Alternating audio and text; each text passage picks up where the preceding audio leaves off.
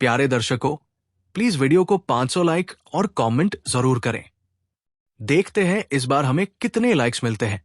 Thank you so much. Chapter 1631 भागना भी एक तैयारी है। झंग यी ने सीधा सिल्वर आर्मोर की एसेंस एब्जॉर्ब कर ली थी। अब ज्यादा देर नहीं लगेगी जब उसकी ताकत फिर से एक नई ऊंचाई पर पहुंच जाएगी। जहां तक 2 ब्लैक एंड व्हाइट कमांडर्स की एसेंस का सवाल था, उसने उन्हें कलेक्ट तो किया लेकिन खुद इस्तेमाल नहीं किया।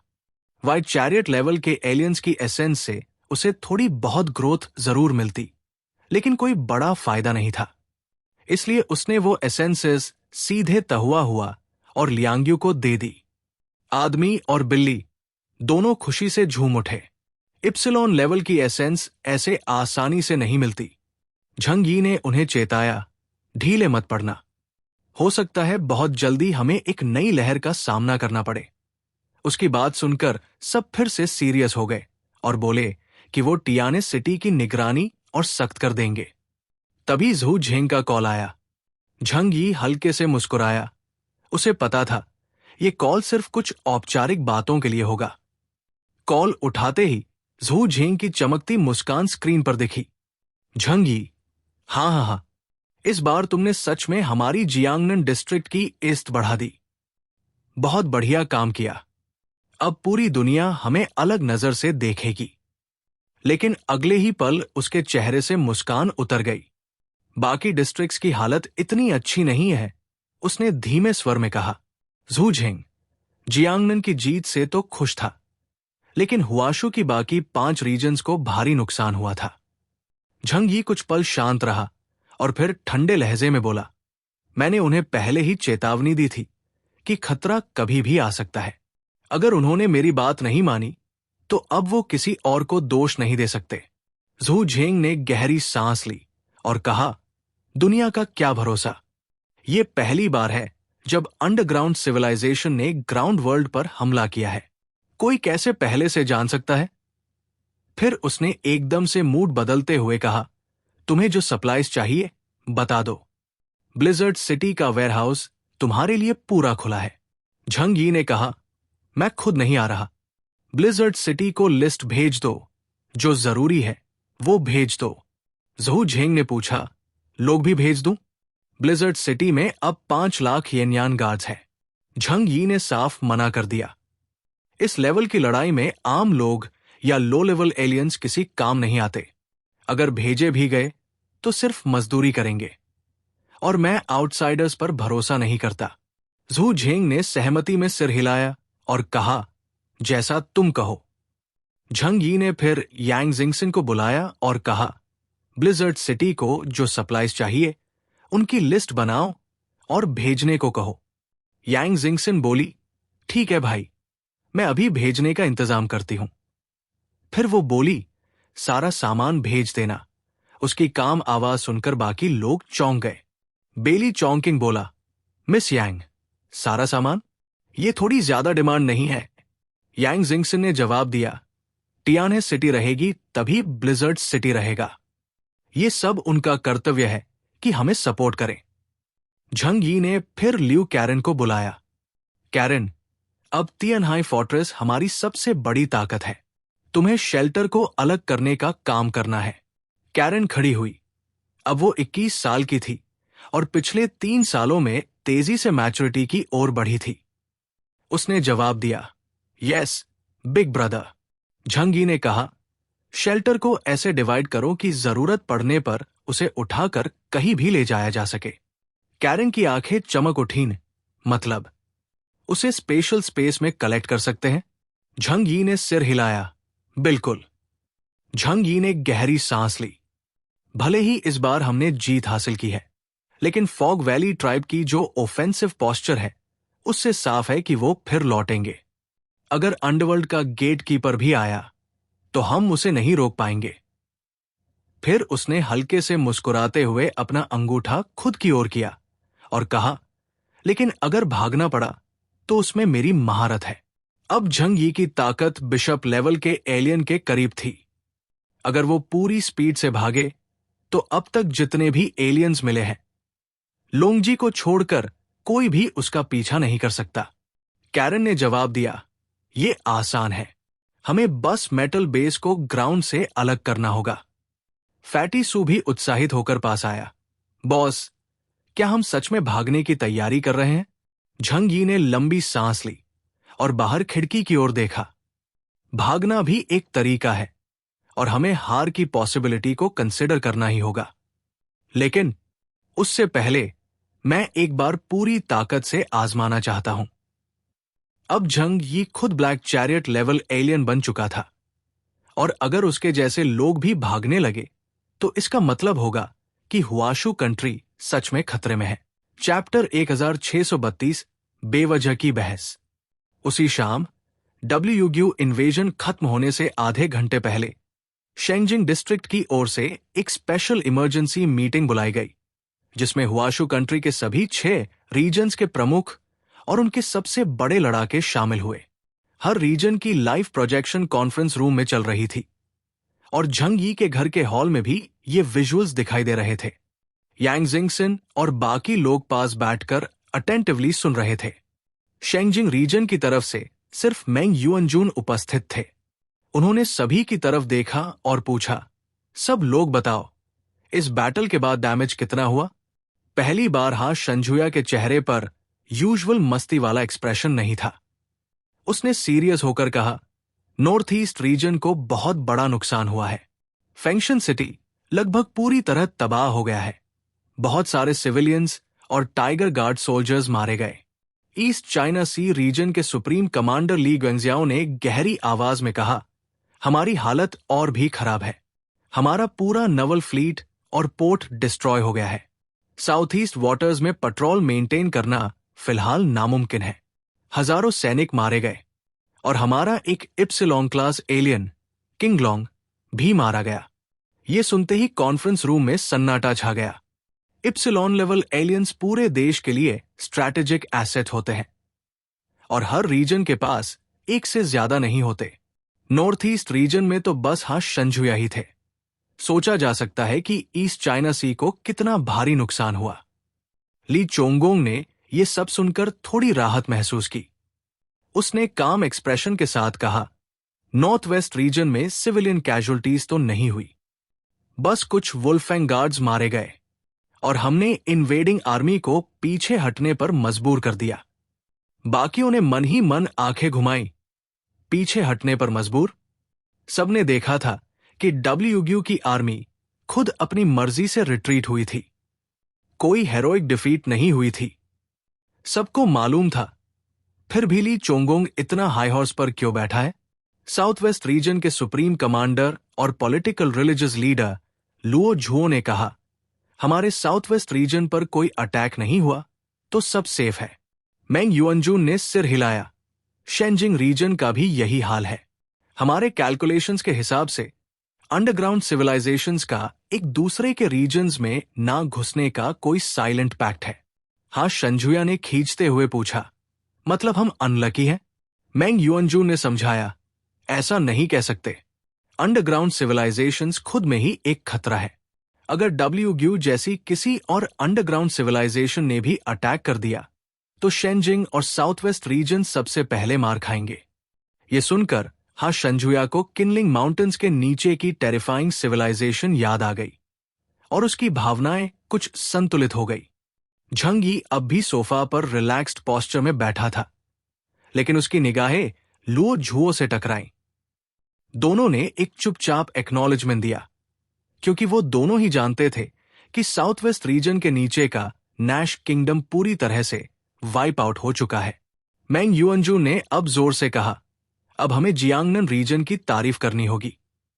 उसने झंग यी और झू झिंग की तरफ हाथ बढ़ाया और कहा, सिर्फ जियांगनन रीजन ही है जिसने ना केवल खुद को बचाया बल्कि पूरा इन्वेजन स्क्वाड भी मिटा दिया। यह सुनकर बाकियों के मन में हल्की जलन हुई। सबने किसी न किसी तरह से भारी नुकसान झेला था और यहां जियांगनन को सिर्फ फायदा ही मिला था। मगर क्या कर सकते हैं? झंग यी की ताकत थी। उसने अपनी स्ट्रैटेजी से सब कर दिखाया। ली चोंगोंग ने आर्म्स फोल्ड करके थोड़ा नाराज होकर कहा, ये डब्ल्यूयू सिविलाइजेशन जिंगडाओ से आई थी ना?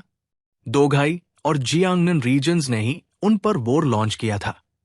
अब जब बदला लेने आए हैं तो उसी का नतीजा है। नॉर्थ वेस्ट और नॉर्थ ईस्ट को बिना वजह मार पड़ी है। झंग यी ने मुस्कुराकर कामली जवाब दिया, इस इन्वेजन से पहले मैंने सबको चेतावनी दी थी, मगर आपने सीरीज नहीं ली। और अगर आप कह रहे हैं कि जिंगडाओ वालों से आपकी कोई दुश्मनी नहीं थी, फिर भी उन्होंने आपको अटैक किया, तो शायद आपने कुछ ऐसा किया जो नहीं करना चाहिए था।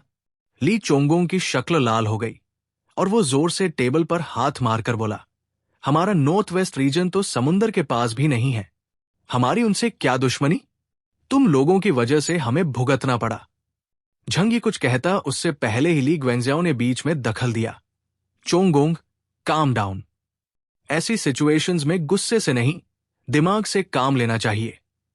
ये सुनकर ली चोंगोंग थोड़े शांत हुए। आखिरकार ली ग्वेंजियाओ उनके दूर के अंकल थे। लेकिन ली चोंगोंग ने जोर देकर कहा, हमारे लॉसेस बेवजह नहीं जाने चाहिए। जिसने गड़बड़ की है उसे जिम्मेदार ठहराना होगा। उसकी आंखें साफ झंग यी की तरफ थी। अगर जियांगनन रीजन को भी वैसा ही नुकसान हुआ होता तो शायद ली चोंगोंग ये बात नहीं कहता। लेकिन जब खुद को नुकसान हुआ हो और दूसरा जीत जाए तो जलन होना लाजमी था। ली ग्वेंजियाओ ने धीमे से कहा, इस तरह ब्लेम गेम का कोई मतलब नहीं है। ये दो अलग रेसेस के बीच का कॉन्फ्लिक्ट है और इस तरह की लड़ाइयों में किसकी गलती ये पूछना फिजूल है। Chapter 1600 sky star. अगर ये दो देशों के बीच का कॉन्फ्लिक्ट होता तो शायद थोड़ी बहुत रीजन या इमोशन की बात की जा सकती थी, मगर इंसान और फॉग वैली के नीचे रहने वाले अंडरग्राउंड रेसेस का तो कोई मेल ही नहीं। तो फिर इतनी बातों का मतलब ही क्या?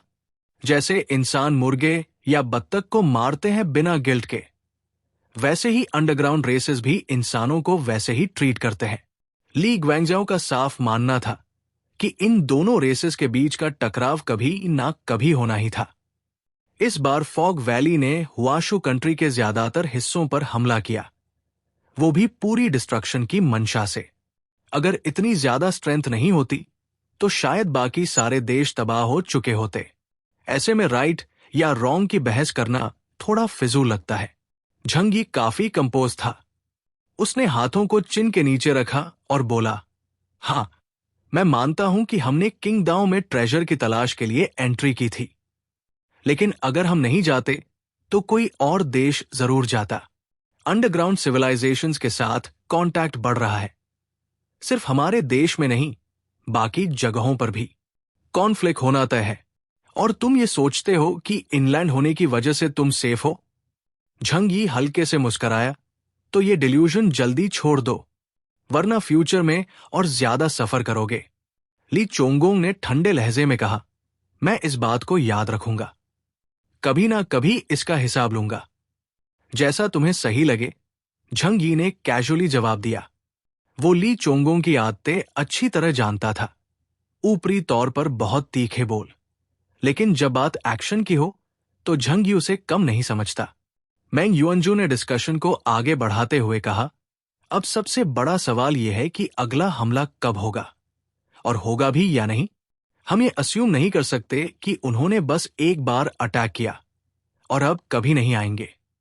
उनके इस हमले का स्केल दिखाता है कि उनका मकसद सिर्फ स्कैर करना नहीं, पूरी तरह से खत्म करना है। इसीलिए हमें हर समय तैयार रहना होगा नेक्स्ट फुल स्केल अटैक के लिए। हाँ, शंजुया की आंखों में चिंता थी। मैंने सुना है चोर को पकड़ने के लिए 1000 दिन लगते हैं, लेकिन क्या हम 1000 दिन तक गार्ड पर रह सकते हैं? हमेशा डरते रहना, क्या यह प्रैक्टिकल है? क्यों ना हम सीधा फॉग वैली पर हमला करें? मैंग युअनजू ने तुरंत सिर हिलाया, यह आइडिया सही नहीं है। हमारे पास जो इंटेलिजेंस है उसके हिसाब से उन्होंने सिर्फ हुआशू ही नहीं, कोलंबिया की नेवी फ्लीट पर भी हमला किया नियॉन हार्बर में। यानी ग्लोबल स्केल पर मूवमेंट चल रहा है और हम अंडरग्राउंड टेरिटरी में नहीं लड़ सकते। वहां उनकी ताकत हमसे कहीं ज्यादा है। लुओ झुओ ने पूछा, अगर हम गॉड ऑफ लव यूज करें तो? वो हमारी अल्टीमेट वेपन है।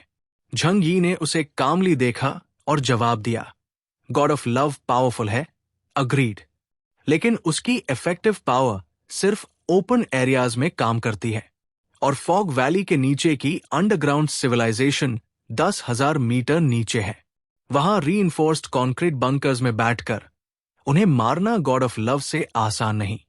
लुओ झुओ कुछ और पूछना चाहता था कि क्या झंग यी अपनी डायमेंशनल पावर से गॉड ऑफ लव को अंडरग्राउंड भेज सकता है, लेकिन जोंग यी की स्टर्न नजरें देखकर वो चुप हो गया।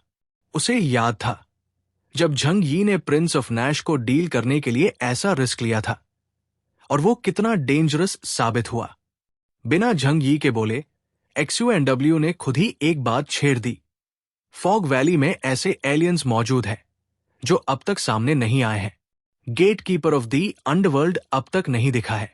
अगर वो सामने आ गया तो हमें नहीं पता उसकी पावर कितनी ज्यादा हो सकती है। ऐसे में रैश अटैक करना बेवकूफी होगी। ली चोंगोंग अब गुस्से में था। ये भी नहीं करना है, वो भी नहीं करना है, तो क्या हम बस मार खाते रहेंगे? मेरी नॉर्थ वेस्ट रीजन की आधी मिलिट्री स्ट्रेंथ इस वॉर में चली गई। हम ये कितनी बार झेल सकते हैं? 2 बार? 3 बार? उसके बाद क्या बचेगा हमारे पास? झंग यी ने कोई रिएक्शन नहीं दिया। उसे पता था कि ली चोंगोंग अभी बस फ्रस्ट्रेशन निकाल रहा है। इस वक्त ताना मारना या झगड़ना सही नहीं होगा। इसलिए उसने मेंग युअनजून की तरफ देखा और कहा, जनरल मेंग, फिलहाल मेरे पास कोई बहुत इफेक्टिव सोल्यूशन नहीं है। मैं अपनी जमीन की रक्षा तो करूंगा, लेकिन अगर कोई स्ट्रैटेजिक प्लान बना तो मैं पूरा सपोर्ट करूंगा। ली ग्वेंगजियाओ ने हल्के से ताना मारा। हां, क्योंकि अगला अटैक तो निश्चित ही जियांगनन रीजन मतलब टियानहे सिटी पर होगा। बाकी लोगों ने भी सिर हिलाया। सब जानते थे झंग यी ने सबको हरा दिया था इस बार, तो अगली बार फॉग वैली पूरी ताकत से उसी पर हमला करेगा। झंग यी ने शोल्डर्स श्रग करते हुए कहा, मैं डिनाई नहीं करता, लेकिन याद रखो, अगर मैं चाहता तो अभी इसी पल टियानहे सिटी छोड़ सकता हूं। मेरे लिए ये जमीन बहुत वैल्यूबल नहीं है। ली चोंगोंग का चेहरा और भी गहरा पड़ गया। बाकी लोग अपनी फैमिली, घर, पोस्ट नहीं छोड़ सकते, लेकिन झंग यी के पास सब कुछ उठाकर उड़ जाने की पावर है। Black chariot level space based alien के लिए पूरा शहर साथ लेकर कहीं और जाकर छिपना कोई बड़ी बात नहीं। मेंग युअनजून ने तब मुस्कुराते हुए कहा, अगर केओस विलिंग है हेल्प करने को, तो हमें भी कुछ रास्ता मिल सकता है। फिर सभी की निगाहें मेंग युअनजून पर टिकी। सुप्रीम कमांडर और शेंगजिंग अब क्या रिवील करने वाला था? मेंग युअनजून ने प्रोजेक्शन में से आधा कदम हटाया और एक नए इंसान की होलोग्राम इमेज सामने आई। एक middle aged man in Longming guard uniform. ये है दाइशंग, मेंग युअनजून ने कहा। शेंजिंग के 36 टियान गैंग में से एक, कोड नेम टियानजीशिंग, ये भी एक स्पेस बेस्ड एबिलिटी यूजर है। दाइशंग आगे बढ़े, कमर सीधी, सैल्यूट करते हुए बोले, नमस्ते सभी रीजन्स के लीडर्स। मेरी एबिलिटी का नाम है स्टार क्लस्टर। मैं किसी भी स्पेस नोड पर कोऑर्डिनेट सेट कर सकता हूं और फिर अपने एबिलिटी से एक रीजन से दूसरे रीजन में इंस्टेंट ट्रांसमिशन कर सकता हूं। अगर मैं हर रीजन में एक स्पेस नोड छोड़ दूं, तो हम 6 रीजन्स के बीच सीमलेस पर्सनल ट्रांसफर कर सकते हैं। चैप्टर 1634 ग्लोबल मदद की पुकार। दाई फीनिक्स की एबिलिटी वाकई में बहुत यूजफुल थी। अगर सही तरीके से इसका यूज किया जाए तो पूरे 6 रीजन्स की मिलिट्री पावर एक जगह कॉन्सेंट्रेट की जा सकती है। इससे ना सिर्फ एनिमी से लड़ना आसान होगा, बल्कि अगर एक दूसरे को फास्ट सपोर्ट मिले तो अपने अपने बेस कैंप्स को बचाना भी आसान हो जाएगा। मेंग युअनजून हल्की मुस्कान के साथ बोला, हमारी 6 रीजन्स की स्ट्रेंथ बराबर नहीं है। इस बार हमारी 3 रीजन्स को ज्यादा नुकसान नहीं हुआ है, इसलिए अगली लड़ाई में एनिमी से लड़ने की जिम्मेदारी हम ज्यादा उठाएंगे।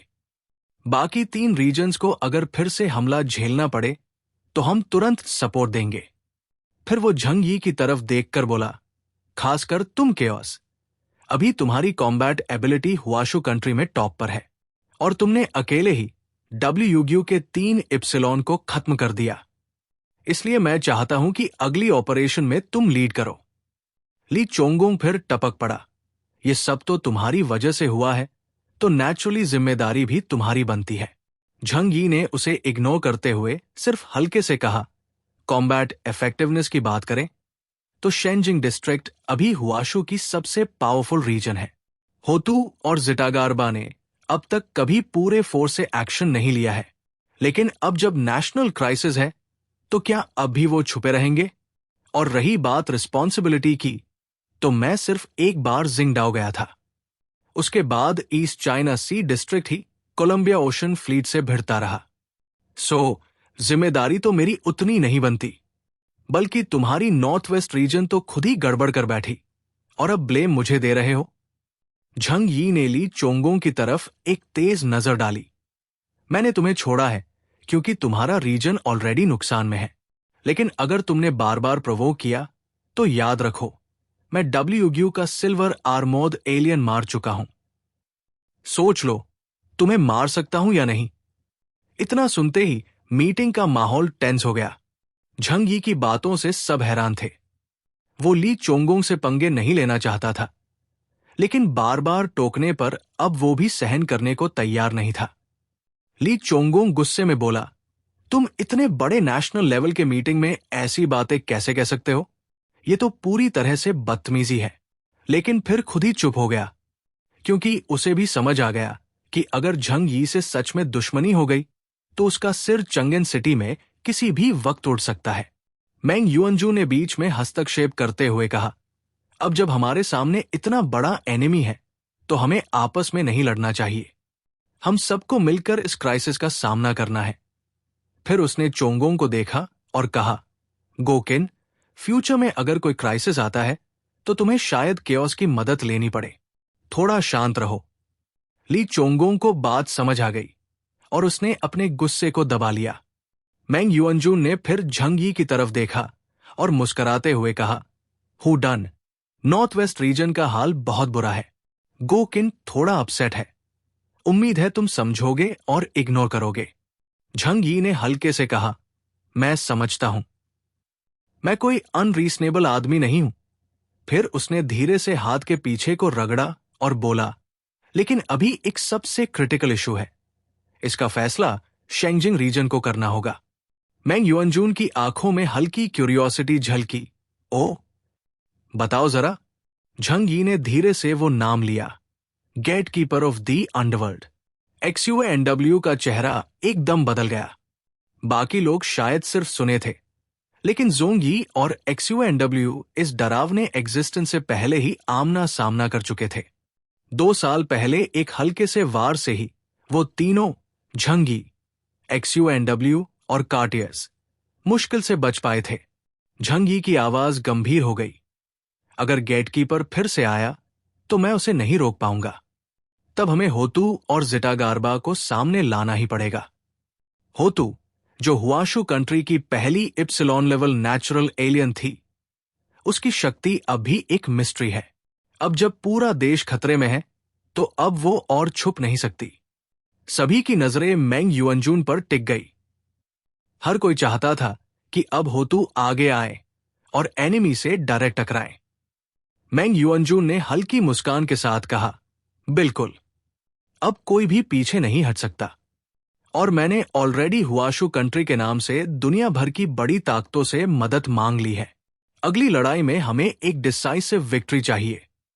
तभी हम फॉग वैली के फोर्सेस को डराकर फ्यूचर अटैक्स रोक सकते हैं। ली चोंगोंग ने आंखें सिकोड़ते हुए कहा, फॉरेनर से मदद मांगनी? वो तो बस यही देखना चाहते हैं कि हम मुश्किल में पड़े। मदद क्या करेंगे वो?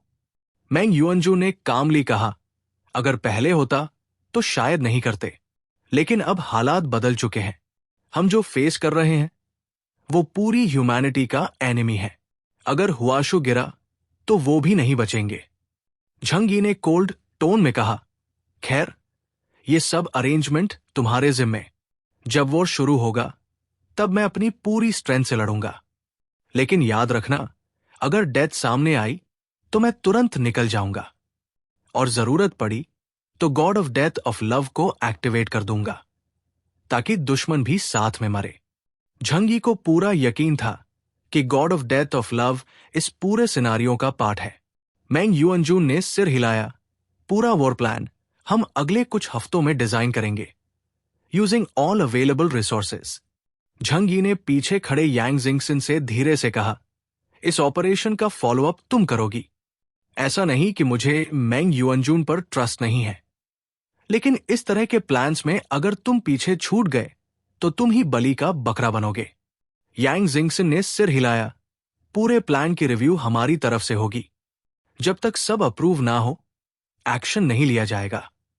इसके बाद यह वीडियो कॉन्फ्रेंस पूरा दिन चला, क्योंकि किसी को नहीं पता था कि अगला युद्ध कब शुरू होगा।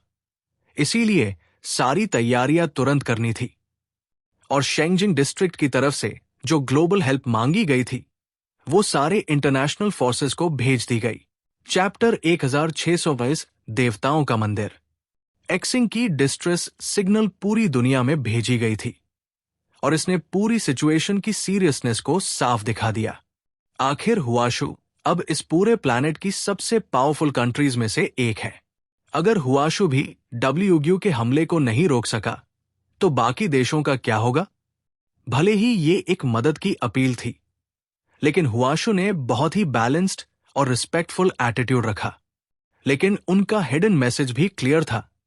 अब समय है कि सारी मानव जाति एक दूसरे की मदद करे। कोई ये नहीं कह सकता कि कल को उनके साथ ऐसा नहीं होगा, और तब हुआशु भी उनकी मदद करेगा। हुआशु की मदद का सिग्नल मिलने के बाद सबसे पहले जिसने सपोर्ट का ऐलान किया वो था उसका पुराना राइवल कोलंबिया। उन्होंने तुरंत एक एलीट फोर्स भेजने की बात कही ताकि हुआशु की डिफेंस में मदद की जा सके। ये स्टेप एक्सपेक्टेड था, क्योंकि कोलंबिया भी इस युद्ध में भारी नुकसान झेल चुका था। ओशन फ्लीट लगभग डिस्ट्रॉय हो चुकी थी। अगर फॉग वैली की फोर्सेस ने हुआशु को पूरी तरह दबा दिया, तो साउथ ईस्ट एशिया का पूरा हिस्सा आइसोलेटेड हो जाएगा और कोलंबिया को ओशन की हिगेमनी छोड़नी पड़ेगी। इसलिए हर एंगल से देखा जाए तो उनके पास वॉर ज्वाइन करने की सॉलिड रीजन थी। वही दूसरी ओर फ्रैंकलिन, जो कोलंबिया की राजधानी है, उसने अपने सोल्जर्स को न्योन नवल बेस भेज दिया ताकि वहां डिफेंस में मदद की जा सके। साथ ही वो ऑब्जर्व करना चाहते थे कि फॉग वैली की असली ताकत क्या है, ताकि वो अपनी डिफेंस प्लानिंग एडजस्ट कर सके। अब बात आती है फ्रीमॉन्स की, एक ऐसा देश जो पाओ को वर्शिप करता है। यहां एक टेम्पल ऑफ दी गॉड्स है, जिसमें देश के सबसे ताकतवर एलियंस बैठते हैं और डिसीजंस लेते हैं। जब हुआशु का मदद का पैगाम वहां पहुंचा, तो सारे सुप्रीम लेवल एलियंस वहां इकट्ठा हुए ताकि ये डिसाइड किया जा सके कि उन्हें हुआशु को सपोर्ट करना चाहिए या नहीं। आइस और स्नो से बने उस टेम्पल की हवा आर्कटिक जैसी थी। चारों तरफ बर्फ, ठंड और जमा देने वाला माहौल। हाई थ्रोन पर बैठी थी एक पोनीटेल वाली वुमन जो ब्लैक बैटल सूट पहने थी और जिसकी आंखें और चेहरा एक शार्प ब्लेड जैसा लग रहा था। Goddess of winter Morna. नीचे दो पंक्तियों में बैठी थी फ्रीमॉन्स एलियन वर्ल्ड की एलीट फोर्सेस, जिनमें से एक था गॉड ऑफ वॉर स्वेनोवेट, जिनका बॉल्ड सिर ब्लैक टैलिस्मान से ढका था। उन्होंने सामने खड़े मैसेंजर झोलाई की तरफ देखा जो रिपोर्ट देने आया था।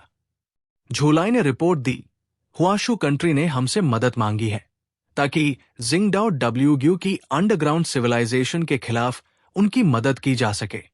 आप लोग फैसला करें कि जाना है या नहीं। मोरना की ग्रे ब्लू आंखें ठंडी थी।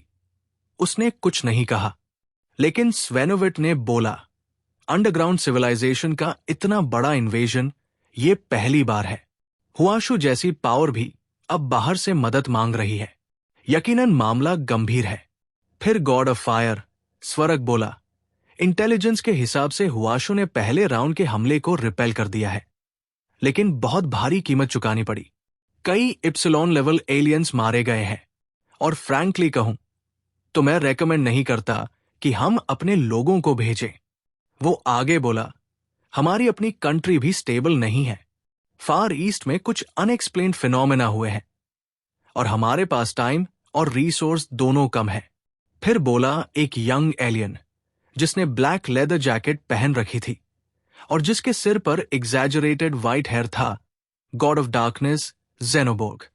उसने कहा, अगर हुआशु साउथ में फॉल कर गया तो फिर नॉर्थ यानी हमारी बारी भी आ सकती है ऑलरेडी आर्कटिक ओशन में हमें इनफ प्रॉब्लम्स फेस करनी पड़ रही है।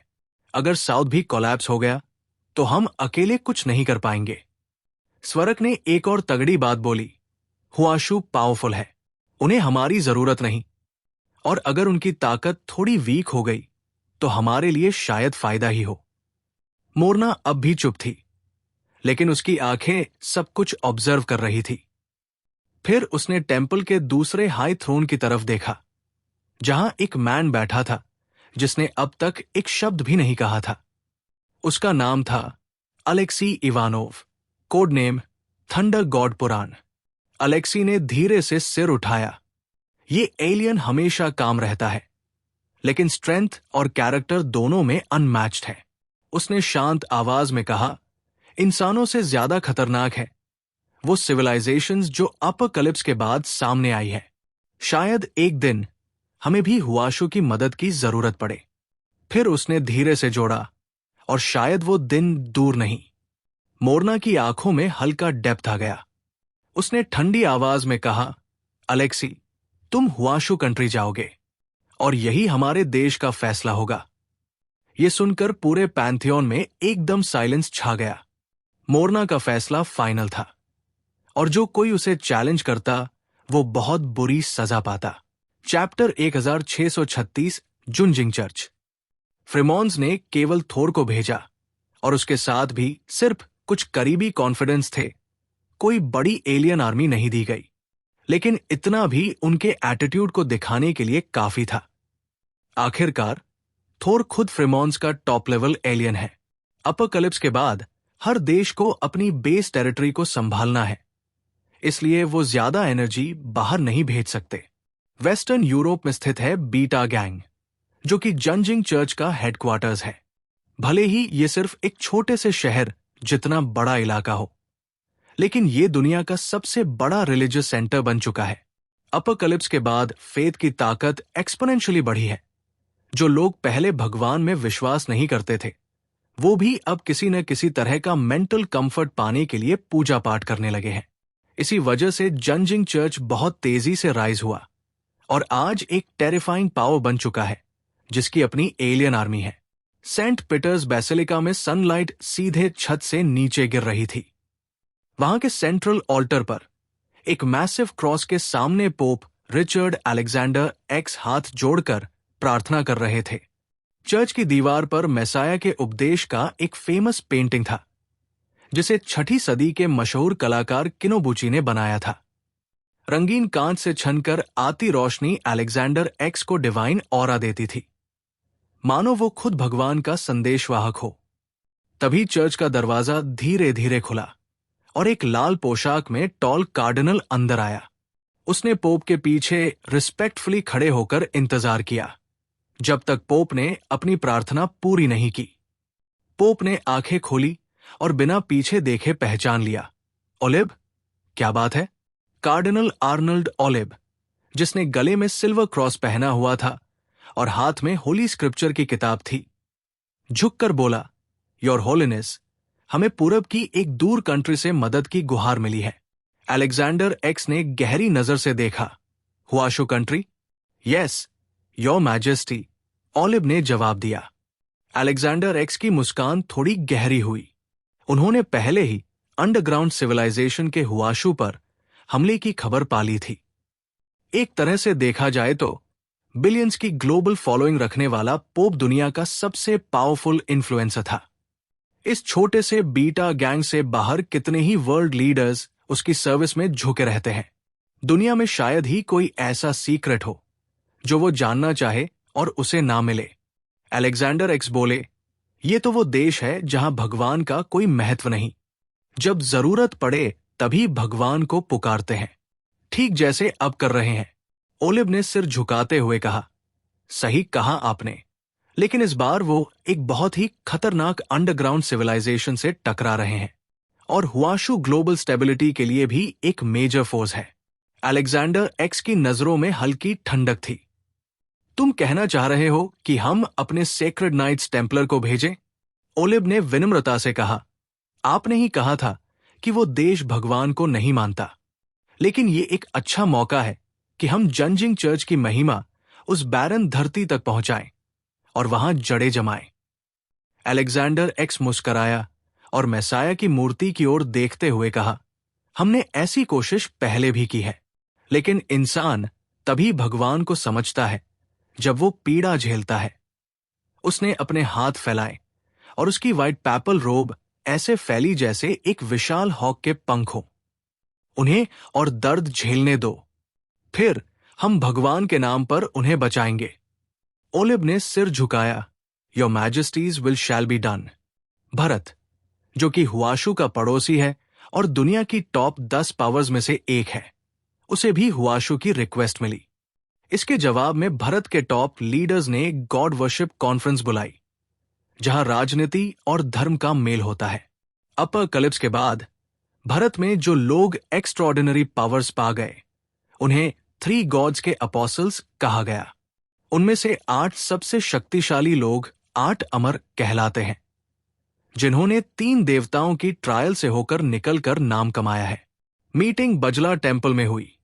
वहां पर सबसे पहले 3 देवताओं की पूजा की गई, फिर स्वर्ग के राजा इंद्र की, जिन्हें भरत मिथोलॉजी में एम्परर ऑफ हेवन कहा जाता है। इंद्र ने खुलकर सबके सामने अपनी बात रखी। हुआशु की करंट स्थिति में हमें इंटरफियर नहीं करना चाहिए। पहले वेट एंड वॉच करो। हमें पहले यह समझना होगा कि जिंगडाओ की अंडरग्राउंड सिविलाइजेशन कितनी ताकतवर है, फिर हम अपने नेक्स्ट स्टेप डिसाइड करेंगे। उन्होंने ये भी कहा, हमारा टारगेट ये होना चाहिए कि इस लड़ाई में हुआशु की ताकत कमजोर हो जाए। लेकिन जिंगडाओ का मिस्टीरियस सिविलाइजेशन भारत अलायंस के लिए थ्रेट न बने। हुआशु और भारत की जियोपॉलिटिकल राइवलरी पहले से रही है, और ये डिप्लोमैटिक न्यूट्रलिटी उस स्ट्रैटेजिक बैलेंस को बनाए रखने की एक चाल है। Chapter 1637 people. भारत के मंदिर में एक ऊपरी शरीर से नग्न, गोल्डन क्राउन पहनने वाला हैंडसम सा आदमी, एम्परर शर्टियन, मुस्कुराते हुए गाओ चंगकोंग की तरफ बढ़ा। गरुड़ा, मुझे उम्मीद है कि जब तुम सबसे मुश्किल दौर में थे, तब भरत ने तुम्हें बचाया। इसे तुम कभी नहीं भूलोगे। उसने अपना बड़ा सा हाथ गाओ चंगकोंग के कंधे पर रखा और गहराई से उसकी आंखों में देखते हुए कहा, कोई भी बेवकूफी मत करना, वरना 3 देवता तुम्हें कभी माफ नहीं करेंगे, और मैं भी नहीं। गाओ चंगकोंग को एक इमेंस प्रेशर महसूस हुआ। भले ही अब वो ब्लैक चैरियट लेवल के करीब का एक एलियन था और टाइनलोंग बाबू में टॉप पर गिना जाता था, लेकिन जब असली हेवनली चोजन के सामने खड़ा था, जो भारत अलायंस का स्ट्रॉन्गेस्ट और टॉप ब्राह्मण ब्लडलाइन का वारिस था, तब भी वो खुद को बहुत छोटा महसूस कर रहा था। गाओ चंगकोंग ने हाथ जोड़कर ब्राह्मण परंपरा के मुताबिक प्रणाम किया। मैं आपकी टीचिंग्स नहीं भूलूंगा। लेकिन जब उसने सिर झुकाया और किसी को नहीं दिखा, तब उसके होठों पर एक हल्की सी तिरस्कार भरी मुस्कान थी। तेज हवा की चीखती आवाज बर्फ से ढकी हुई जंगलों से होकर गुजरी। इतने ज्यादा ठंडे टेम्परेचर में विशाल कॉनिफरस पेड़ भी आइस स्कल्पचर्स बन चुके थे। उसी फ्रोजन जंगल के बीचों बीच एक गॉथिक स्टाइल पुराना कैसल खड़ा था, एकदम शांत और रहस्यमय। कैसल की तीसरी मंजिल पर एक पुराना लाइब्रेरी था। लाल रंग की वुडन बुक शेल्व्स समय की गवाही दे रही थी। शेल्व्स पर पुराने जमाने की रेयर किताबें थी, यहां तक कि पार्चमेंट स्क्रॉल्स और हाथ से सिलाई की गई किताबें भी थी, जो आज की डिजिटल एज में मिलना ऑलमोस्ट इम्पॉसिबल है। एक बुजुर्ग आदमी, सफेद बालों वाला, डिग्निफाइड और शार्प फीचर्स के साथ अकेले बुक शेल्फ तक गया। उसने इकोनॉमिक्स एरिया से एडम स्मिथ की दी वेल्थ ऑफ नेशंस निकाली और पास रखी महोगनी टेबल पर बैठकर पढ़ने लगा। उसने न कोई लेजर आई सर्जरी करवाई थी, न हाईटेक लेंसेज लगाए थे। बस पॉकेट से अपने पुराने रीडिंग ग्लासेस निकाले, पहने और धीरे धीरे किताब पढ़ता रहा। बाहर की बर्फीली हवा की तेज आवाज से उसे कोई फर्क नहीं पड़ा। शायद उसे ये सब नॉस्टैल्जिक लगा, जैसे वो फिर से मासाचुसेट्स में बिजनेस स्कूल में बैठा हो। तभी लाइब्रेरी के बाहर से नॉक हुआ। Knock, knock, knock. Old man ने धीरे से सिर घुमाकर कहा, कम इन। एक मिडिल एज्ड आदमी अंदर आया, महंगे सूट में, सीने पर बरलानी सिल्क हैंडकरचिफ के साथ, बेहद पॉलिश्ड मैनरिज्म्स के साथ। उसने डोर हैंडल पकड़ने के बाद तुरंत हैंडकरचिफ से उसे साफ किया, सिर्फ इसलिए कि उसका स्वेट एक 930S में लगे एंटिक ब्रास हैंडल को कोरोड न कर दे। वो जेंटलमैन क्वाइटली ओल्ड मैन के सामने आया और सिर झुकाकर बोला, प्रेसिडेंट, हमें हुआशू कंट्री से मदद की ऑफिशियल रिक्वेस्ट मिली है।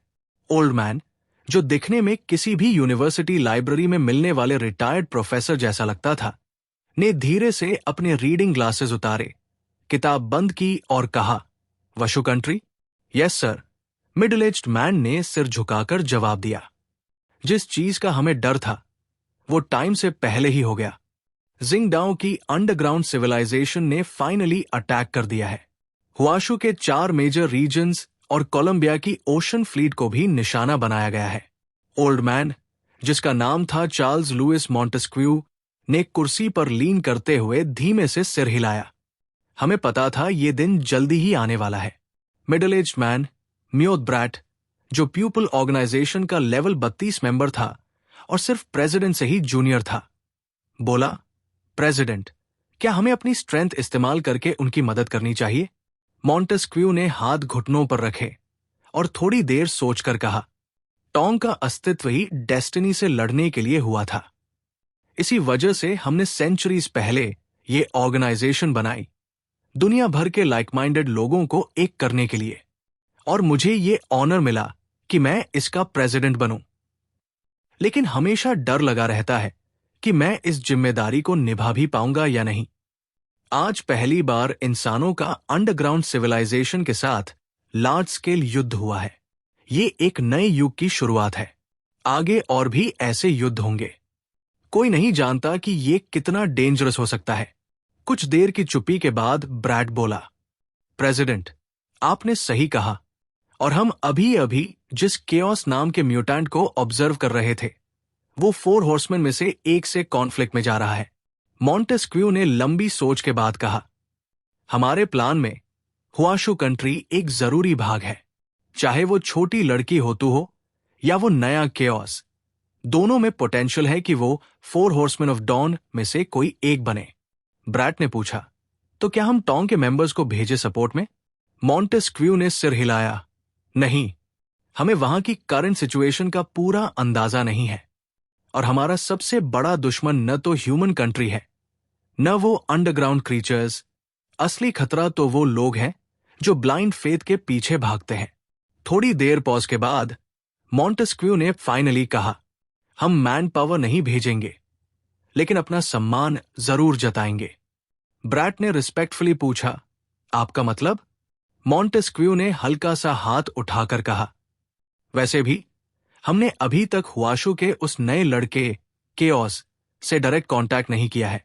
इस बार उसे एक ऐसी गिफ्ट भेजो जो उसके लेवल के ब्लैक चैरियट म्यूटेंट के लिए सच में यूजफुल हो। ब्रैट मुस्कुराया। वो समझ गया था कि मॉन्टेस्क्यू का मतलब क्या है। दुनिया में ऐसे बहुत कम गिफ्ट है जो किसी ब्लैक चैरियट म्यूटेंट को सच में प्रभावित कर सके। चैप्टर 1638, हिटमी ऑर्गेनाइजेशन का तोहफा। तियाने सिटी के ऊपर झंगी एक गोल डोम के ऊपर बैठा हुआ था और चारों तरफ नजर दौड़ा रहा था। जब इंसान किसी ऊंचाई से दुनिया को देखता है तो उसे ऐसा लगता है जैसे सब कुछ उसके कंट्रोल में है, लेकिन दूर फैला हुआ समुद्र और उसकी अनंत लहरें एक अजीब सा डर पैदा करती है, जैसे याद दिला रही हो कि कुछ चीजें अब भी उसके बस से बाहर है। इस बार डब्ल्यूग्यू ट्रूप्स के अटैक को झंगी ने पूरी तरह से रोक दिया था। लेकिन अगली बार क्या होगा? अगर हेडीज का गेटकीपर सच में सामने आ गया तो? ये एक ऐसी तलवार थी जो उसके सिर पर लटक रही थी और किसी भी पल गिर सकती थी। दूरी पर बेली चोंकिंग अपनी फुइंग ट्रूप्स के साथ ल्यूजियंग रिवर के किनारे ट्रेनिंग कर रहा था। शहर में सब ठीक था, लेकिन झंगी जानता था अगर गेटकीपर यहां आया तो ये सारा सिस्टम एक झटके में बिखर सकता है। उसने धीरे से कहा, gatekeeper of Hades. Dragon king की चेतावनियां अब भी उसके कानों में गूंज रही थी। उसने बहुत मेहनत से खुद को इतना ताकतवर बनाया था, लेकिन उस काले आर्मर वाले एलियन के सामने अब भी एक ऐसी खाई थी जिसे पार कर पाना नामुमकिन लग रहा था। मैं सिर्फ अपनी पूरी कोशिश कर सकता हूं, उसने कहा। बाकी सब तकदीर पर छोड़ना होगा, और अगर कुछ नहीं बना तो मुझे सब कुछ छोड़कर भागना पड़ेगा। उसकी आवाज में एक थकी हुई नरमी थी। उसने 3 साल की मेहनत से टियाने सिटी को एक ड्रीमलैंड बनाया था, शांति, अनुशासन और उम्मीद का शहर। लेकिन अगर गेटकीपर ने हमला किया तो वहां रहने वाले 80,000 लोग मारे जा सकते थे। मुयान का शैडो स्पेस भी ज्यादा से ज्यादा कुछ हजार लोगों को ही समा सकता था। झंगी सिर्फ अपने कोर लोगों को बचा सकता था, बाकी वो शायद यही रह जाएंगे। इन्हीं ख्यालों में डूबा था कि अचानक टियाने सिटी के अलार्म सिस्टम ने अलर्ट भेजा। एक अननोन फाइटर प्लेन हमारे एयर स्पेस में प्रवेश कर चुका है। उसने जियांगनन रीजन को नोटिफाई किया है और कहा है कि वो वेस्टर्न यूरोप के बाइकोलिन आइलैंड से आया है। झंगी चौंक गया। बाइकोलिन्स? ये कौन सी जगह है? उसने तुरंत सिस्टम को कमांड दिया, पूछो कौन है ये लोग और यहां क्यों आए हैं। सिर्फ 10 सेकंड्स में जवाब आया, मैं हिटोमी ऑर्गेनाइजेशन से हूं। मेरा नाम मिहोय ब्रैट है और मैं हिज एक्सीलेंसी केओस के लिए एक इंपॉर्टेंट गिफ्ट लेकर आया हूं। झंगी ने कभी हिटोमी ऑर्गेनाइजेशन या ब्रैट का नाम नहीं सुना था, लेकिन गिफ्ट फॉर केओस, ये बात साफ थी। उसने तुरंत लैंडिंग पॉइंट मार्क किया और तियनहाई कैनन को उस फाइटर पर एम करवा दिया। अगर जरा भी गड़बड़ होती तो वो एयरक्राफ्ट वही उड़ा दिया जाता। कुछ ही देर बाद दुनिया का most advanced armed helicopter bald eagle आई टियाने एयरपोर्ट पर लैंड हुआ। झंगी और हुआ स्पेस से टेलीपोर्ट होकर वहां पहुंचे, लेकिन उन्होंने हेलीकॉप्टर से पर्याप्त दूरी बनाए रखी। झंगी ने जोर से पूछा, मैं ना ब्रैट को जानता हूं, ना पीपल ऑर्गेनाइजेशन को। मुझे गिफ्ट देने का क्या मकसद है तुम्हारा? म्योद ब्रैट हेलीकॉप्टर से उतरा। उसे झंगी की आवाज तो सुनाई दी, लेकिन नजरों के सामने कोई इंसान तक नहीं था। उसने इधर उधर देखा और हंस पड़ा। ये केओस तो वाकई अल्ट्रा कॉशियस है, उसने मन में सोचा। ब्रैट ने हाथ उठाकर कहा, आपने सही सुना। हो सकता है आपने हमारा नाम ना सुना हो, लेकिन हुआशु के टॉप लेवल ऑफिशियल्स हमें अच्छे से जानते हैं। हम यहां किसी नुकसान की मंशा से नहीं आए। बस एक गिफ्ट है जो हमें पूरा यकीन है कि आपको पसंद आएगा। झंगी ने तुरंत डेंग जिंटोंग को कॉल किया। हेलो झंगी, क्या हुआ? सब ठीक है? एक सवाल है, तुमने कभी हिटोमी ऑर्गेनाइजेशन या पीपल ऑर्गेनाइजेशन का नाम सुना है? डेंग जिंटो ने बिना हिचक के जवाब दिया। टोंग, हां, बिल्कुल सुना है। क्या उनका कोई बंदा तुम्हारे पास आया है? झंगी ने बताया। हां, कह रहा है गिफ्ट लेकर आया हूं। कौन है ये लोग? डेंग जिंटोंग ने समझाया।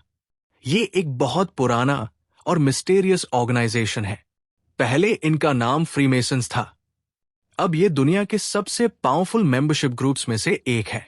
साइंटिस्ट्स, मिलिट्री कमांडर्स, थिंकर्स, यहां तक कि कुछ वर्ल्ड लीडर्स तक इसके मेंबर हैं। झंग यी ने सोचा, तो ये एक एलीट क्लब है, म्यूचुअल बेनिफिट के लिए बनाया गया। डेंग ने आखिर में एक वार्निंग भी दी, मैं इनका मेंबर नहीं बन पाया क्योंकि मेरी पोजीशन उसमें फिट नहीं बैठी। लेकिन बस एक बात याद रखना, इनसे बहुत सावधानी से डील करना। ये लोग बहुत चालाक होते हैं। अगर तुम जरा भी चूके तो ये तुम्हें बेवकूफ बना सकते हैं। झंग यी ने मुस्कुराकर कहा, देखते हैं किस टाइप का तोहफा लाए हैं मेरे लिए। चैप्टर 1639 विकास वृक्ष में छुपा तलवार। मुझे सब समझ आ गया। झंग यी ने आंखें घुमाते हुए डेंग जिंटोंग से बातचीत समाप्त की। अब वो टोंग ऑर्गेनाइजेशन की नेचर को समझ चुका था। शायद वो लोग उसे अपनी ऑर्गेनाइजेशन में शामिल करना चाहते थे। झंगी को इसमें कोई आपत्ति नहीं थी, अगर फायदे अच्छे मिले। वो गिफ्ट जिसकी ब्रैट ने बात की थी, शायद वही बेनिफिट था, एक तरह का ज्वाइनिंग रिवॉर्ड। चारों तरफ का माहौल अच्छी तरह जांचने के बाद झंगी आखिरकार ब्रैट के सामने खुद प्रकट हुआ। तो बताओ, मुझे क्या देने आए हो? झंग यी ने सीधा सवाल किया। उसे घुमा फिराकर बात करने का शौक नहीं था, खासकर अनजान लोगों के साथ। ब्रैट ने हल्की मुस्कान के साथ कहा, हमें पता है कि आप जल्द ही एक बहुत मुश्किल युद्ध में उतरने वाले हैं। हम थोड़ी मदद करना चाहते हैं।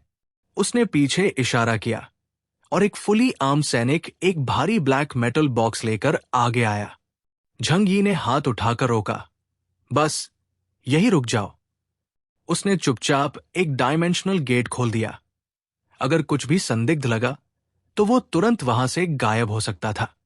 ब्रैट थोड़ी देर के लिए निरुत्तर रह गया। मैं तो एक आम इंसान हूं।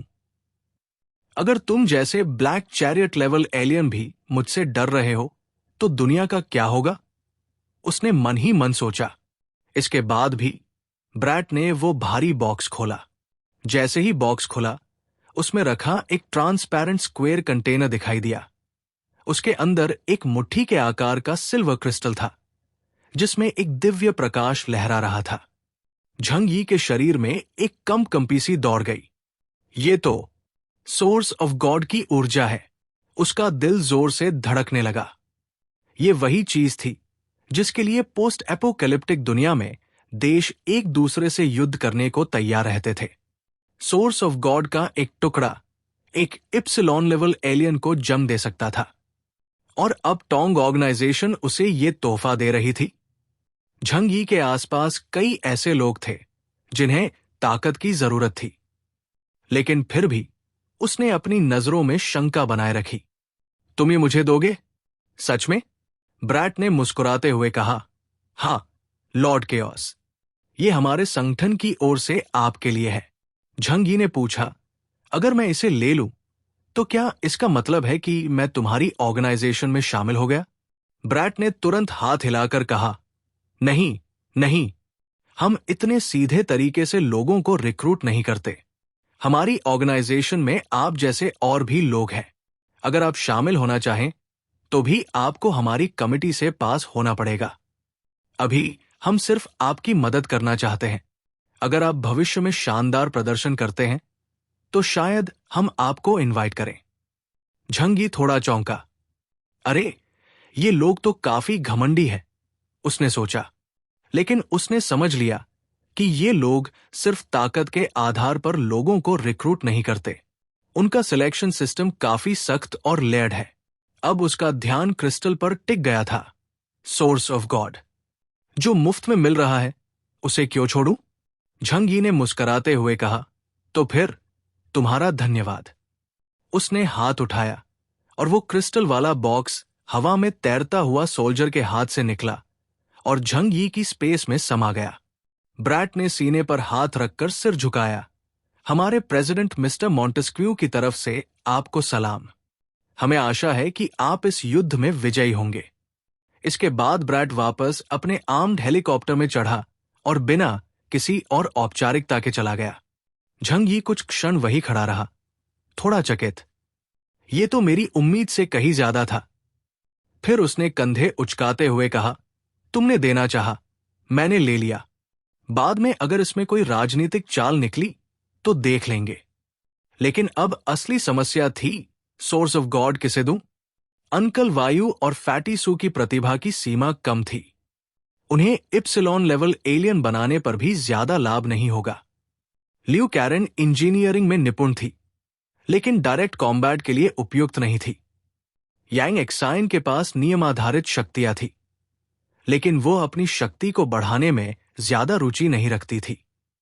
अगला युद्ध कभी भी शुरू हो सकता था। झंग यी को इस स्रोत का सर्वोत्तम उपयोग करना ही था। उसने अपने दाहिने हाथ की डार्क सिल्वर रिंग की तरफ देखा। जैसे ही सोर्स ऑफ गॉड की उपस्थिति महसूस हुई, वो अंगूठी हल्के से कांपने लगी, एक जीव की तरह जो विकास की ओर खिंच रहा हो। तभी उसके मन में एक स्पष्ट विचार आया, मैं इस क्रिस्टल को अपने हथियार स्वॉर्ड इन द ट्री को इप्सिलॉन लेवल तक इवॉल्व करने के लिए उपयोग करूंगा। अगर उसका हथियार विकसित हो गया तो उसकी संपूर्ण युद्ध क्षमता कई गुना बढ़ जाएगी। झंग यी ने तुरंत निर्णय लिया, सबसे पहले इसे टेस्ट करवाया जाए। वो शेल्टर वापस गया और झूकुर को बुलाकर सोर्स ऑफ गॉड का डिटेल्ड स्कैन करवाया, ये सुनिश्चित करने के लिए कि उसमें कोई रेडियो एक्टिव या हानिकारक तत्व न हो। सब कुछ सुरक्षित था। तब झंग यी ने अपने स्वॉर्ड इन द ट्री को रिलीज किया। जैसे ही डिवाइन क्रिस्टल बाहर निकला, वो तलवार एक भूखे जानवर की तरह उस पर टूट पड़ी और पूरी डिवाइन एनर्जी को एब्जॉर्ब कर गई। कुछ ही पल में क्रिस्टल समाप्त हो गया। स्वॉर्ड इन द ट्री फिर से अपने वुडन रूप में वापस आ गया, जैसे किसी गहरे ट्रांस में चला गया हो। ये तो अब पूरी तरह बेहोश है, झंग यी ने मुस्कुराते हुए कहा। पूरी ऊर्जा पचाने में व्यस्त है। स्वाभाविक रूप से इसे इप्सिलॉन स्तर तक पहुंचने में वर्षों लगते। अगर इसे जल्दी विकसित करने का कोई तरीका होता तो बहुत अच्छा होता, झंग यी ने धीरे से कहा। अगर कोई रास्ता मिले इस विकास को तेज करने का, तो मैं हर संभावना को आजमाऊंगा। चैप्टर 1640 लीजियन की क्षमता, किंग पू बेस। युद्ध के दौरान तीनों बड़े बेसेस का सारा संचालन जमीन के 100 मीटर नीचे शिफ्ट कर दिया गया था। अब वहां हजारों अपकलिप्स सर्वाइवर्स रह रहे थे, कुछ पुराने किंगपू डिस्ट्रिक्ट के निवासी और कुछ हुआशु से झंग यी द्वारा लाए गए लोग। झंग यी के बनाए गए यूएन एनर्जी सिस्टम ने टियानहे सिटी का एनर्जी क्राइसिस पूरी तरह से सुलझा दिया था। अब हीटिंग की कोई चिंता नहीं थी और खाना भी अब बड़ी हद तक कंट्रोल में था। समुद्र के पास फिशिंग और अंडरग्राउंड एग्रीकल्चर के कारण किंगपू बेस के अंडरग्राउंड बायोलॉजिकल वेयरहाउस में एक विशाल अंडरग्राउंड फार्म विकसित किया गया था। वहीं पर मिनिस्ट्री ऑफ एग्रीकल्चर के प्रमुख लीजियन एक सफेद प्रोटेक्टिव सूट पहने इस सीजन की फसल का इंस्पेक्शन कर रहे थे। लीजियन एक प्लांट बेस्ड म्यूटेंट है। उनकी ग्रोथ का तरीका कॉम्बैट बेस्ड म्यूटेंट से बिल्कुल अलग है। उन्हें सिर्फ फसलें उगानी होती है और इस प्रक्रिया के जरिए उनकी एबिलिटी बढ़ती है। झंग यी ने उनकी पोटेंशियल को समझते हुए कल्टीवेशन के लिए बहुत सारे रिसोर्सेज और डेडिकेटेड स्पेस दिया। आज लीजियन की एबिलिटी इंडेक्स 8000 पॉइंट्स तक पहुंच चुकी थी। भले ही उनकी कॉम्बैट में उपयोगिता सीमित हो, लेकिन वो फसलों की मैच्योरिटी तेज कर सकते हैं, जिससे टियानहे सिटी का पूरा फूड सिस्टम उन पर निर्भर है। लीजियन ने एक हरे गेहूं का गुच्छा तोड़ा और ध्यान से उसकी ग्रेन्स गिनने लगे। उनके बगल में एक स्टाफ मेंबर खड़ा था जो डेटा रिकॉर्ड कर रहा था। लीजियन ने कहा, इस बार गेहूं की हालत काफी अच्छी है। लगता है इस क्वार्टर में पिछले क्वार्टर की तुलना में 5% ज्यादा आउटपुट मिलेगा। स्टाफ मेंबर ने मुस्कुराते हुए कहा, यह सब आपकी मेहनत का नतीजा है मिनिस्टर। अब हमारी टियानहे सिटी लगभग फूड फ्रीडम के पास पहुंच गई है। पूरी दुनिया में ये एक गर्व की बात है। लीजियन ने हल्की सी मुस्कान दी। ये सब मिस्टर झंग की वजह से है। अगर उन्होंने हमें सपोर्ट न दिया होता तो शायद हम जिंदा भी न होते। उसी वक्त पीछे से एक जानी पहचानी आवाज आई, लीजियन, बहुत दिन हो गए। लग रहा है तू ठीक है। और अब क्या बीज उगाने के लिए अपने शरीर का इस्तेमाल नहीं करता? लीजियन के हाथ से गेहूं का गुच्छा गिर गया। उसका दिल जोर से धड़क उठा। उसने पलट कर देखा। झंग यी मुस्कुराते हुए उसकी तरफ आ रहे थे। मिस्टर झंग, लीजियन की आवाज में उत्साह और श्रद्धा दोनों थे। झंग यी ने चारों ओर नजर डाली। पूरा अंडरग्राउंड फार्म देखकर वो प्रभावित हुए। सिर्फ सामने वाला खेत ही 100 एकड़ से बड़ा था और इसी तरह के दर्जनों एक्सपेरिमेंटल फील्ड्स पूरे अंडरग्राउंड में विकसित किए गए थे। साल में 6 बार फसलें ली जा रही थी। लीजियन की एबिलिटी और मॉडर्न फार्मिंग टेक की वजह से फ्रेश फूड का यह सिस्टम सिर्फ टियानहे सिटी के नेटिव लोगों को मिलता था। बाहर से आने वाले अब भी कैन फूड और सी फिश पर निर्भर थे। झंग यी ने शांत भाव से कहा, अच्छा काम किया है। शायद एक दिन हमें भी अंडरग्राउंड में ही रहना पड़े। उन्हें अचानक अंडरग्राउंड सिविलाइजेशंस की याद आई, खासकर साउथ वेस्ट रीजन में स्थित नैश किंगडम, जहां लोग 10,000 मीटर्स नीचे एक पूर्ण इकोलॉजिकल सिस्टम में सर्वाइव कर रहे थे। सैल्यूट। फील्ड में मौजूद सभी एक्सपेरिमेंटर्स ने अपना दाया हाथ छाती पर रखा और झंग यी की तरफ श्रद्धा से देखा, जैसे किसी भगवान को देख रहे हों। ये सब यांग जिंगसिन के निर्देश पर हुआ था, जिसमें झंग यी को एक गॉडलाइक फिगर के रूप में पोजीशन किया गया था ताकि टियाने सिटी में एक सुप्रीम ऑर्डर स्थापित हो सके। झंग यी अभी भी इस तरीके के व्यवहार से थोड़ा असहज थे, लेकिन उन्हें समझाया गया था कि एक लीडर को अपनी पोजीशन को लेकर एक मिस्टिकल डिस्टेंस बनाए रखना होता है ताकि लोग आदर और डर दोनों बनाए रखें। झंग यी ने ली जियन से पूछा, तुम काफी अच्छे लग रहे हो, क्या एबिलिटी में और इंप्रूवमेंट हुआ है? ली जियन ने जवाब दिया, जी हां, हाल ही में ऑर्गेनाइजेशन की टेस्ट पास की है। अब मेरा सुपरनैचुरल पावर इंडेक्स 8000 तक पहुंच चुका है। झंग यी के चेहरे पर चमक आ गई। बहुत अच्छा, मेरी ट्रेनिंग वर्थ रही। उन्होंने स्टाफ को इशारा किया। सारे लोग चुपचाप वहां से निकल गए। अब सिर्फ झंग यी और ली जियन वहां मौजूद थे। झंग यी गंभीर हो गए।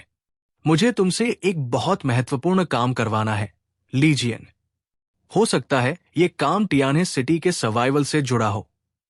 ली जियन का चेहरा थोड़ा तनाव में आ गया, लेकिन उनकी आंखों में गर्व और उत्साह था। शायद उन्होंने कभी नहीं सोचा था कि एक खेती किसानी करने वाला म्यूटेंट एक दिन मिशन क्रिटिकल बन जाएगा। ली जियन ने कहा, सर, मुझे बस आपका आदेश चाहिए, चाहे जान भी चली जाए, मैं इस काम को पूरा करूंगा। झंग यी ने गहराई से उनकी ओर देखा और मन ही मन एक लंबी सांस ली। शायद ये काम सच में उनकी जान ले सकता है, लेकिन झंग यी के पास अब समय नहीं था। मुझे तुम्हें एक स्पेशल प्लांट तैयार करवाना है, बहुत ही विशेष और दुर्लभ। झंग यी ने बस एक विचार से अपनी सिल्वर ग्रे रिंग एक्टिवेट की। अंगूठी तुरंत ही डिफॉर्म होकर एक विशाल बेल में बदल गई। यही थी स्वॉर्ड इन द ट्री। ली जियन की आंखें फट गई। इसमें एक जबरदस्त जीवन ऊर्जा का संचार हो रहा है। ये कोई साधारण पौधा नहीं है। झंग यी ने सिर हिलाया। हां, और मैं जानता हूं कि तुम्हारी खास cultivation technique, flesh and blood based nourishment ही इसे सबसे तेज और प्रभावशाली तरीके से बढ़ा सकती है। चैप्टर 1641, चारों ओर से मिली मदद। झंग यी ने ली जियन की तरफ देखा और शांत स्वर में कहा, यह पौधा बहुत खास है। यह मेरा एक महत्वपूर्ण हथियार है। अगले कुछ दिनों में तियानहाई सिटी को एक बेहद कठिन युद्ध का सामना करना पड़ेगा। एक गार्डियन के रूप में मुझे और भी ताकत की जरूरत है ताकि मैं सबको सुरक्षित रख सकूं। झंग यी की नजर ली जियन की आंखों में गहराई से समा गई। ली जियन, क्या तुम मेरे साथ मिलकर तियानहाई सिटी की रक्षा करोगे? उन सब चीजों की रक्षा जो हमने पिछले 3 सालों में मेहनत से बनाई हैं। ली जियन के पास कोई विकल्प नहीं था। झंग यी ने पहले ही निर्णय ले लिया था। पर एक सच्चे नेता की तरह झंग यी ने आदेश देने से पहले अपने सबॉर्डिनेट की भावनाओं का भी ध्यान रखा, क्योंकि अगर ली जियन का मनोबल टूट गया तो उसका काम पर असर पड़ सकता था। जैसा कि उम्मीद थी, झंग यी की बात सुनते ही ली जियन ने स्थिति की गंभीरता को समझ लिया। उसने जोर से सिर हिलाया। सर, आपने मुझे और मेरे पति को बचाया था। अगर आप हमें आइस और स्नो से नहीं निकालते तो हम जिंदा नहीं होते। और अब जब आप पूरी टियाने सिटी की रक्षा कर रहे हैं तो मैं भी अपना सब कुछ दांव पर लगाकर यह जिम्मेदारी निभाऊंगा, चाहे जान भी चली जाए। झंग यी ने हल्के से मुस्कुराते हुए सिर हिलाया। वो ली जियन की भावना से बहुत संतुष्ट थे। चिंता मत करो, मैं तुम्हारी सुरक्षा का पूरा ख्याल रखूंगा। और तुम्हारी पत्नी झंग जायनफैंग और तुम्हारी नवजात बेटी ली बेबी, उन्हें भविष्य में बेस हेड के बराबर की लिविंग स्टैंडर्ड दी जाएगी। और अगर तुम्हारे साथ कुछ भी होता है तो मैं उनकी जिंदगी भर रक्षा करूंगा। ली जियन और झंग जायनफैंग अब 40 की उम्र पार कर चुके थे। पहले उनका एक बेटा था जो बाइक सुई जिया युद्ध में मारा गया था। लेकिन जीवन को आगे बढ़ना होता है। पिछले साल उन्होंने बेस में एक बेटी को जन्म दिया और उसका नाम रखा ली बेबी। वो बेटी ली जियन की जान से भी प्यारी थी। झंग यी के वादे ने ली जियन की आखिरी चिंता भी दूर कर दी। थैंक यू, योर एक्सेलेंसी, ली जियन ने दिल से कहा। झंग यी ने ली जियन को शेल्टर वापस लाया और उसके लिए एक मेडिकल रूम तैयार करवाया जहां वो स्वॉर्ड इन दी ट्री की कल्टीवेशन शुरू कर सके। अब स्वॉर्ड इन दी ट्री पूरी तरह से एक पौधा बन चुका था। इंसानी गुण लगभग छोड़ चुका था। झंगी को पूरा यकीन था कि ली जियन की एबिलिटी से इस पौधे की ग्रोथ तेज हो सकती है और ये डिवाइन सब्सटेंस को जल्दी एब्जॉर्ब करके एवोल्यूशन कंप्लीट कर सकता है। अगर ऐसा होता है तो झंगी की शक्ति एक नए स्तर पर पहुंच जाएगी। सब कुछ प्लान के मुताबिक था। ली जियन के लौटने के बाद झूके ने आगे की जिम्मेदारी संभाली। ली जियन की एबिलिटी थी डिवोशन। वो अपने शरीर का फ्लेश और पावर दोनों प्लांट्स में दे सकता था, जिससे उनकी ग्रोथ बहुत तेज होती थी। लेकिन इसका खर्चा भी भारी था। झूके ने इसके लिए ढेर सारी न्यूट्रिएंट सॉल्यूशन और मेडिसिन तैयार करवाई ताकि कल्टीवेशन के दौरान कोई एक्सीडेंट न हो। लियू कुरेर को स्पेशली कहा गया कि वो एक ट्रांसपेरेंट बायोलॉजिकल वेयरहाउस तैयार करे। ली जियन जब वहां पहुंचा तो उसने सब कुछ देखकर समझ लिया कि वो सिर्फ एक प्लान का हिस्सा है, लेकिन उसने कोई शिकायत नहीं की। बहुत शांति से कपड़े बदले और न्यूट्रिशन चेंबर में लेट गया। झूके की देखरेख में उसके शरीर से पाइप जोड़ा गया, जिससे न्यूट्रिएंट सॉल्यूशन और लाइफ सस्टेनिंग ड्रग्स उसे दिए जा सके। झंगी सब देख रहे थे। तभी उनके दाहिने हाथ की ब्रेसलेट फॉर्म स्वॉर्ड इन दी ट्री ने अपना रूप बदला और हरे पौधों का एक गुच्छा बनकर न्यूट्रिशन चेंबर में कूद पड़ा। एक जोंक की तरह वो ली जियन की बाजू से होते हुए उसके शरीर में घुस गया। झंग यी ने यह देखकर एक हल्की सी पीड़ा महसूस की।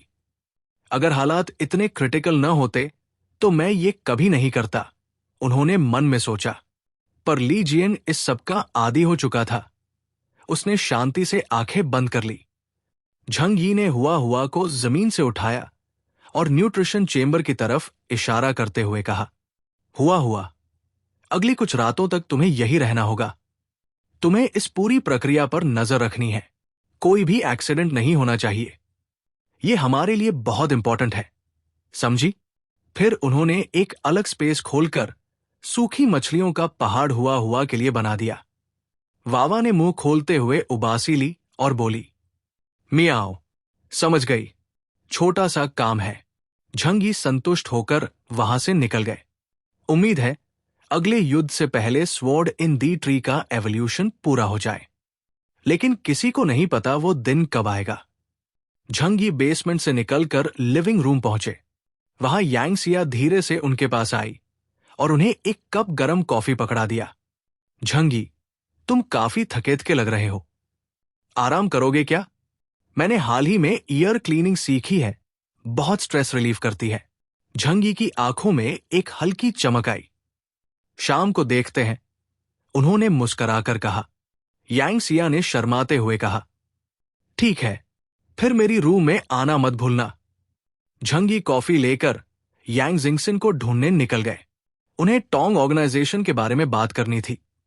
हालांकि उन्होंने गुडविल दिखाई और एक वैल्यूएबल गिफ्ट दिया, फिर भी झंगी एक चीज अच्छे से जानते थे, बिना वजह कोई अगर ज्यादा मीठा बन रहा हो तो या तो वो गद्दार है या चोर।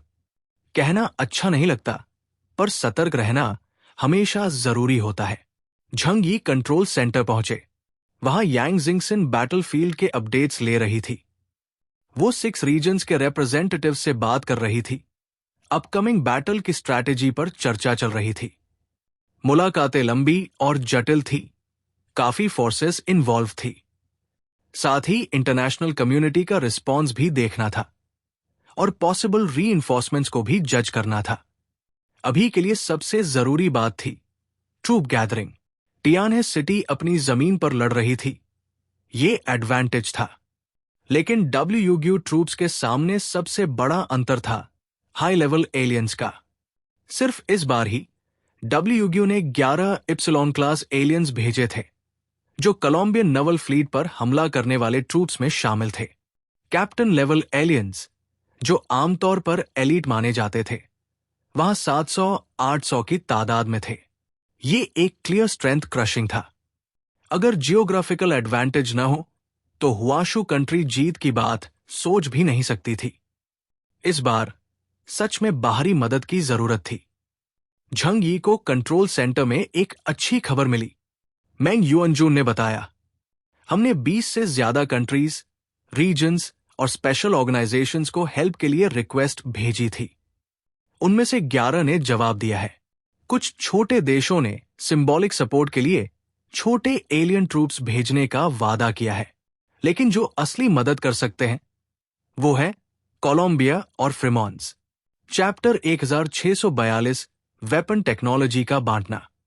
कोलंबिया और फ्रीमॉन्स दुनिया के टॉप 10 देशों में आते हैं। हालांकि नियॉन जैसा कुछ ऑर्गेनाइजेशंस अब सिर्फ नाम के रह गए हैं, लेकिन ये दोनों देश अब भी हुआशू के करीब की ताकत रखते हैं। शायद टॉप 5 में गिने जा सकते हैं। उनके एलियन ट्रूप्स की मदद दर्जनों छोटे देशों के सिंबॉलिक सपोर्ट से कहीं ज्यादा काम की है। झंग यी ने पूछा, बाकी देश? यूरोप के पुराने पावर्स जैसे?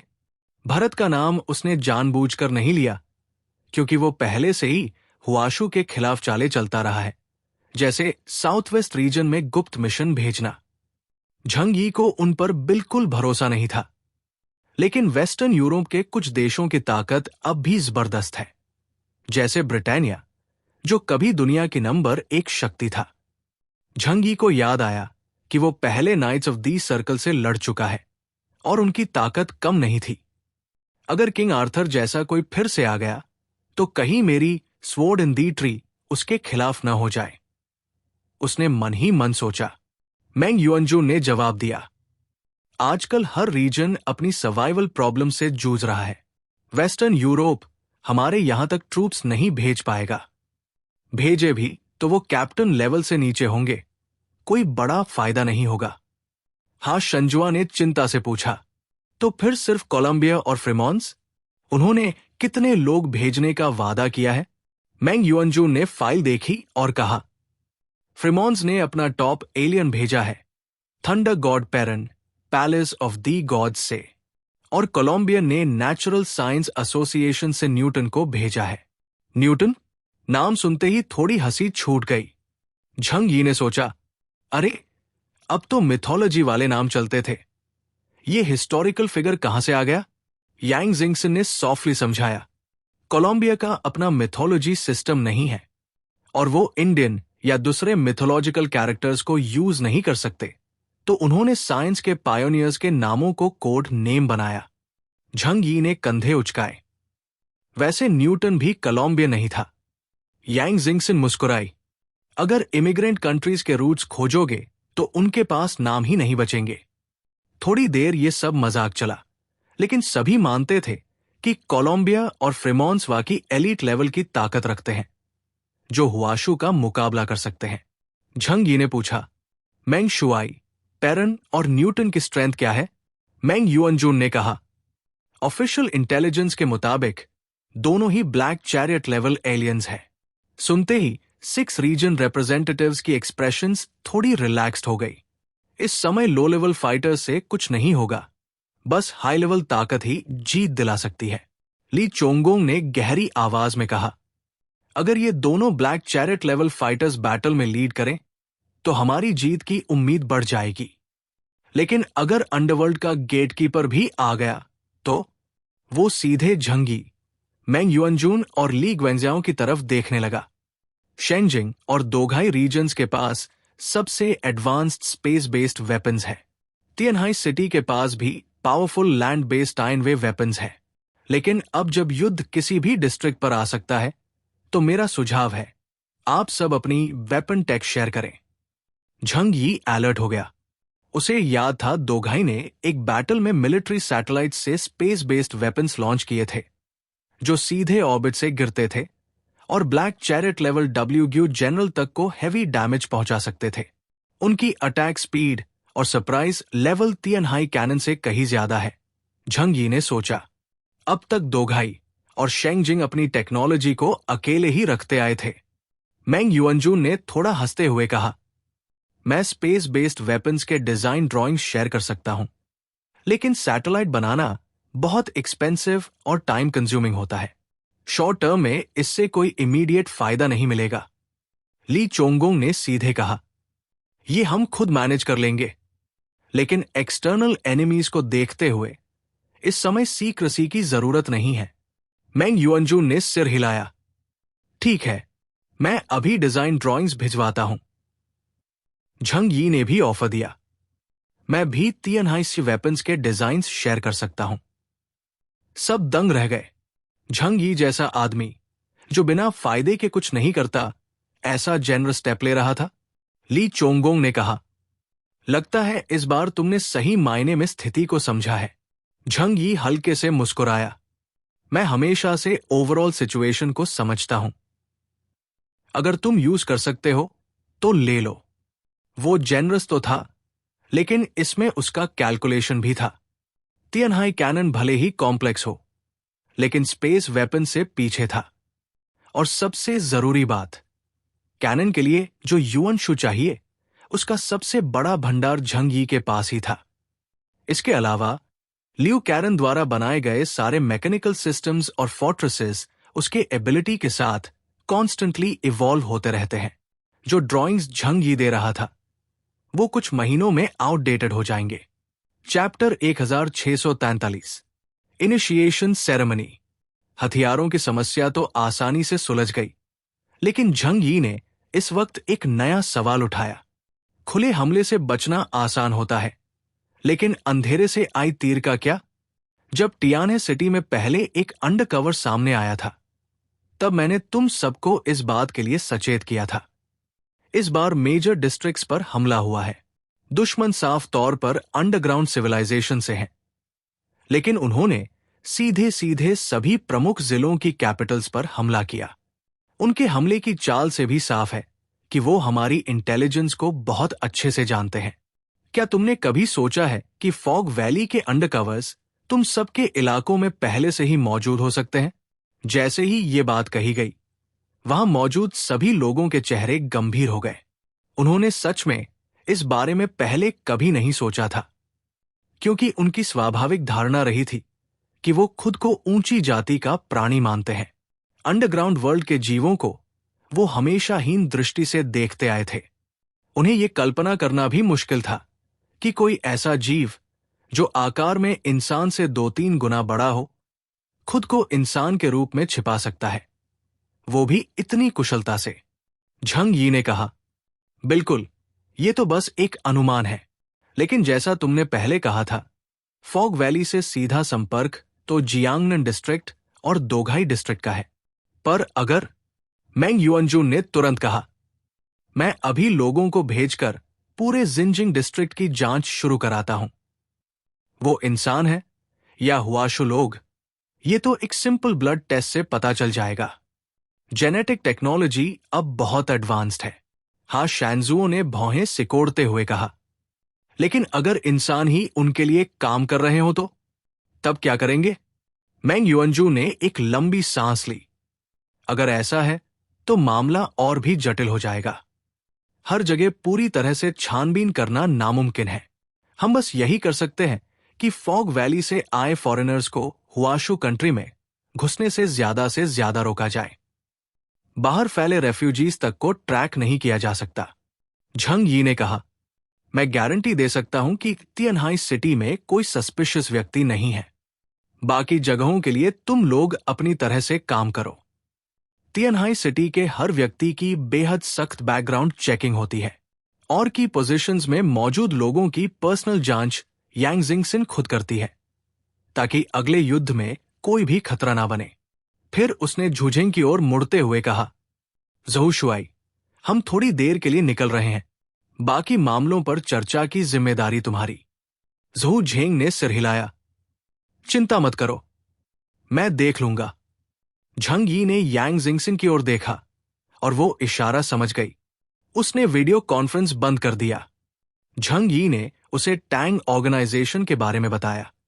जिंगसिन, तुम्हारा क्या विचार है इस मामले पर? यांग जिंगसिन ने अपनी नजरें नीचे कर ली। उसकी एक्सप्रेशन बेहद गंभीर थी।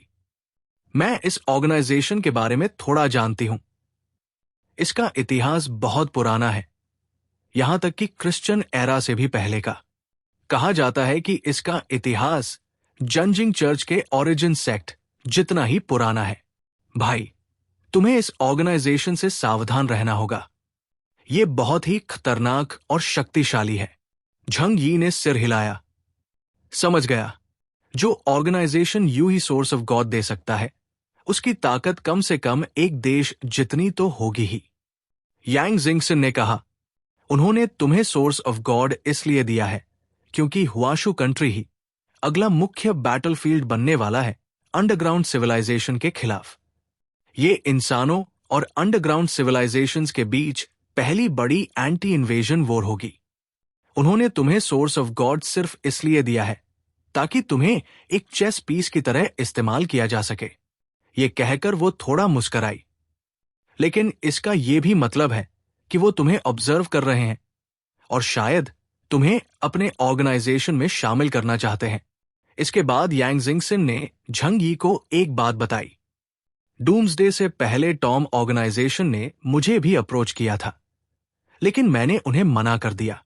झंग यी को कोई हैरानी नहीं हुई। तुम्हारी जैसी इंटेलिजेंट लड़की तो किसी भी फील्ड में ऊंचाइयां छू सकती है, तो फिर तुमने मना क्यों किया? यांग जिंगसन ने धीरे से कहा, टॉम ऑर्गेनाइजेशन का हायरार्की बहुत स्ट्रिक्ट है। अगर मैं ज्वाइन भी कर लेती तो बस लोएस्ट लेवल पर ही रह पाती, और फिर मुझे उनकी असली पहचान कभी पूरी तरह से समझ नहीं आई, इसलिए बिना सोचे समझे ज्वाइन नहीं कर सकती थी। सबसे बड़ा कारण था उनका इनिशिएशन सेरेमनी। वो तरीका मुझे बिल्कुल भी स्वीकार नहीं था। झंग यी थोड़ा क्यूरियस हुआ। Initiation ceremony? यांग जिंगसन की मुस्कान थोड़ी शरारती थी, ऑलमोस्ट डेविलिश। भाई, सोचो तो सही, ऐसा ऑर्गेनाइजेशन जो दुनिया भर के एलीट्स को इकट्ठा करता है, लॉयल्टी और सीक्रेसी को कैसे मेंटेन करता होगा? झंग यी ने कुछ सोचा और कहा, प्लेज ऑफ अलीजियंस, यानी सभी को कुछ ऐसा बुरा करना पड़ता है जो दुनिया के सामने न आ सके, ताकि हर किसी के पास दूसरे का हैंडल हो और इसी म्यूचुअल गिल्ट से ट्रस्ट बने। तो क्या तुम कहना चाहती हो कि इनिशिएशन सेरेमनी में कुछ ऐसा करवाते हैं जैसे किसी की हत्या? यांग जिंगसन ने कहा, ऐसा कहा तो जाता है, लेकिन और भी तरीके होते हैं, खास तौर पर फीमेल मेंबर्स के लिए। झंग यी अब समझ गया कि यांग जिंगसन की मुस्कान का क्या मतलब था। तुम सेक्स की बात कर रही हो? वो बोली, सोशल रिलेशनशिप्स में जब कोई किसी पावर ग्रुप का हिस्सा बनना चाहता है या किसी सुपीरियर के प्रति लॉयल्टी दिखाना चाहता है, तो मर्द आमतौर पर ब्लेम लेने या कोई छिपी हुई चीज करने का रास्ता अपनाते हैं, और औरतों के लिए सबसे आसान और सीधा तरीका होता है सेक्स। लॉयल्टी का स्तर भले ही कम हो, लेकिन यह तरीका सबसे ज्यादा स्वीकार्य रहा है। उसने आगे बताया, मेरे इंट्रोड्यूस ने मुझे उनके इनिशिएशन सेरेमनी के बारे में बताया था। नए मेंबर्स को क्लोक और मास्क पहनकर आना होता है और क्लोक के नीचे कुछ भी नहीं। फिर सेरेमनी वेन्यू में इंटरनल मेंबर्स के साथ इन डेप्थ एक्सचेंजेस होते हैं। इसके बाद मास्क हटाए जाते हैं और आइडेंटिटीज रिवील होती है। यही होता है उनका इनिशिएशन रिचुअल। यांग जिंगसन ने मुंह फुला लिया। मैंने तो साफ मना कर दिया। इतनी घटिया और शर्मनाक इनिशिएशन कंडीशन कोई क्यों मानेगा? झंग यी को सब समझ में आ गया। वेस्टर्न ऑर्गेनाइजेशन है और वेस्टर्न डेवलप्ड कंट्रीज में सेक्स को लेकर ओपननेस तो हमेशा से रही है। झंग यी ने उस सीन की कल्पना की और फिर अचानक मुस्कुराते हुए कहा, अगर फैटिसू को यह सब पता चल जाए तो शायद वो तो बिल्कुल मना न करे। चैप्टर 1644, किसी को लेने आना। यांग जिंगसन ने झंग यी को एक बार फिर आगाह किया, उन लोगों से बहुत सावधान रहना। वो ताकतवर तो है, लेकिन उतने ही खतरनाक भी। सुना है कि वो साटन को मानते हैं। ये सुनते ही झंग यी की आंखें फैल गई। साटन? ये क्या है? उसे ये बात बहुत अजीब लगी। आखिर साटन तो एकेश्वरवादी धर्मों की कथाओं में नर्क का राजा माना जाता है, सबसे दुष्ट और भयावह प्राणी। और टैंग ऑर्गेनाइजेशन के लोग ऐसे किसी अस्तित्व में विश्वास करते हैं। जितना ज्यादा झंग यी सुनता गया, उतना ही विचित्र ये सब उसे लगने लगा। यांग जिंगसन ने हल्की मुस्कान के साथ कहा, इसमें इतनी हैरानी की क्या बात है? भगवान और राक्षस के बीच का फर्क कभी कभी बस एक सोच भर का होता है। कौन सही है, कौन न्याय का प्रतीक है, ये कोई तय नहीं कर सकता। भाई, तुम्हें याद है हमने कभी बात की थी, अगर पुरानी कथाओं में कोई सच्चाई है तो देवी देवता असल में ऐसे इंसान हो सकते हैं जो प्राचीन काल में असाधारण शक्तियां रखते थे, या फिर शायद कोई और ही प्राणी थे। तो फिर राक्षस क्या हुए, वो जो उस युद्ध में हार गए? झंग यी को ये सब कुछ ज्यादा फिलोसॉफिकल लगा, और सबसे बड़ी बात, उसे इन चीजों में खास दिलचस्पी नहीं थी जब तक उसका सीधा लाभ न हो। उसने सिर हिलाते हुए कहा, समझ गया। खैर, अब से मैं उस ऑर्गेनाइजेशन से दूरी बना रखूंगा। उन्होंने मुझे सोर्स ऑफ गॉड दिया, लेकिन मैंने तो मांगा नहीं था, उन्होंने खुद दिया। अब अगर वो इस नाम पर मुझसे कुछ करवाना चाहें तो मैं अनदेखा कर दूंगा। झंग यी एक प्रैक्टिकल आदमी था, और किसी तरह का वैचारिक बोझ उसके ऊपर नहीं था। यांग जिंगसन ने संतोष से मुस्कुराते हुए कहा, बस यही है मेरा समझदार भाई। पूरा दिन बीतने के बाद आखिरकार उन्होंने एक ठोस बैटल प्लान पर सहमति बनाई। पहला स्टेप था कि झंग यी टाइनजियाक्सिंग डेक्सिंग को पूरे देश में लेकर जाए और 6 प्रमुख क्षेत्रों के की नोड्स पर स्टार क्लस्टर की स्पेशल कोऑर्डिनेट्स सेट कर दे। टेलीपोर्टेशन एक आम स्किल थी स्पेस बेस्ड एलियंस के बीच, जैसे झंग यी की स्पेस शटल एबिलिटी या ली चोंगोंग की 6 रियल्म्स विदाउट डिस्टेंस। लेकिन डेक्सिंग की एबिलिटी इससे कहीं ज्यादा प्रभावशाली थी। वो पूरे हुआशु किंगडम को और उसके स्ट्रैटेजिक लोकेशंस को कवर कर सकती थी। देश भर में कोऑर्डिनेट्स बिछाना संभव नहीं था, इसलिए केवल संभावित टारगेट एरियाज चुने गए, जैसे कि सभी मेजर रीजन्स की कैपिटल्स, रिसोर्स रिच सिटीज और high density population zones. Shengjing district ने झंग यी से सीधे संपर्क किया और उसे डिस्ट्रिक्ट में बुलाया। कारण यह था कि डेक्सिंग की स्पेशल एबिलिटी तभी काम करती है जब कोऑर्डिनेट्स पहले से सेट हो। उससे पहले उसकी ताकत सामान्य इंसान जैसी ही होती है, और उसे तेजी से जगहों पर पहुंचाने के लिए झंग यी की जरूरत थी। झंग यी ने निमंत्रण स्वीकार किया, लेकिन शेंगजिंग के साथ पुराने विवादों को देखते हुए इस बार अधिक सतर्कता बरती। उसने हुआवा को साथ लिया और एक्सिंग की ओर रवाना हुआ। उसे हजारों किलोमीटर की दूरी तय करने में ज्यादा समय नहीं लगा। वो सीधे शेंगजिंग सिटी के बाहर रुका और वहां से मेंग युअनजून को कम्युनिकेटर पर कॉल किया। उत्तर की हवाएं तेज थी, मौसम दक्षिण से कहीं ज्यादा कठोर और ठंडा था। शहर के बाहर बर्फ से ढकी पर्वत श्रृंखला फैली थी। बीच में एक काली एस्फाल्ट रोड किसी सांप की तरह लहराती हुई जा रही थी। झंग यी ने शहर की ओर देखा और कम्युनिकेटर पर कहा, मैं शेंगजिंग सिटी के बाहर हूं, अपने लोगों को बाहर भेजो। दूसरी तरफ कुछ देर तक खामोशी रही। मेंग युअनजून का ये झंग यी से पहला प्रत्यक्ष संवाद था। उसने जियांगनन रीजन की अफवाहों में बहुत कुछ सुना था, लेकिन जब झंग यी को अपनी आंखों से देखा तो एक पल के लिए अवाक रह गया। नहीं यार, एलाइज होने के बावजूद अभी शक। वो नहीं जानता था कि झंग यी की सतर्कता सही नहीं थी। असल में उसे हो तू ग्वानलोंग्युआ की एबिलिटी से बेहद डर लगता था। डेंग जिंटोंग ने एक बार कहा था कि हो तू की शक्ति एक तरह का कर्ज है। अगर वो किसी व्यक्ति की जानकारी फ्रैगमेंट्स के रूप में इकट्ठा कर ले तो उसे मार सकती है, इवन स्ट्रॉन्गर बीइंग्स के खिलाफ भी। झंग यी किसी भी संभावित खतरे को बर्दाश्त नहीं करना चाहता था। ठीक है, मैं उन्हें भेज रहा हूं, मेंग युअनजून ने आखिरकार जवाब दिया। झंग यी अब भी सिटी गेट से दूरी बनाए खड़ा था, बस डेक्सिंग के आने का इंतजार कर रहा था। कुछ ही देर बाद शेंगजिंग सिटी का भारी एलॉय गेट खुला। वो दरवाजा ब्लिजर्ड सिटी के गेट से भी बड़ा और मजबूत था। सूरज की रोशनी में एक दल शहर से बाहर आया। वो नजारा ऐसा था जैसे स्वर्ग से कोई डिवाइन आर्मी नीचे उतर आई हो। 30 से ज्यादा लोग, सभी की बॉडी टाइप्स अलग अलग, कोई विशेष फॉर्मेशन नहीं, लेकिन सबने नेवी ब्लू कॉम्बैट यूनिफॉर्म्स पहने हुए थे। उनकी छाती पर सिल्वर स्टार्स जड़े हुए थे। ये थे शेंगजिंग डिस्ट्रिक्ट के एलियन ट्रूप्स, 36 हेवनली गैंग्स। और उनके सामने खड़ा व्यक्ति चांदी की मिलिट्री कोट, गोल्ड रिम्ड चश्मा, चेहरे पर एक नम्र मुस्कान और भीतर से ऐसा ऑरा कि लोग सहज ही सम्मान करने लगे। वो था लॉन्गमिंग गार्ड का कैप्टन सितागर्भा बोधिसत्व एक्साइएनजी दाओवे। झंग यी की आंखें संकुचित हो गई।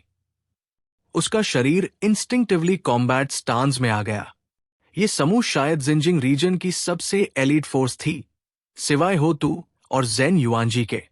झंग यी को शक हुआ कि शायद ये सब उसी को पकड़ने आए हैं, लेकिन जैसे ही उसने ध्यान से देखा कि हो तू मौजूद नहीं है, उसका टेंशन थोड़ा कम हुआ।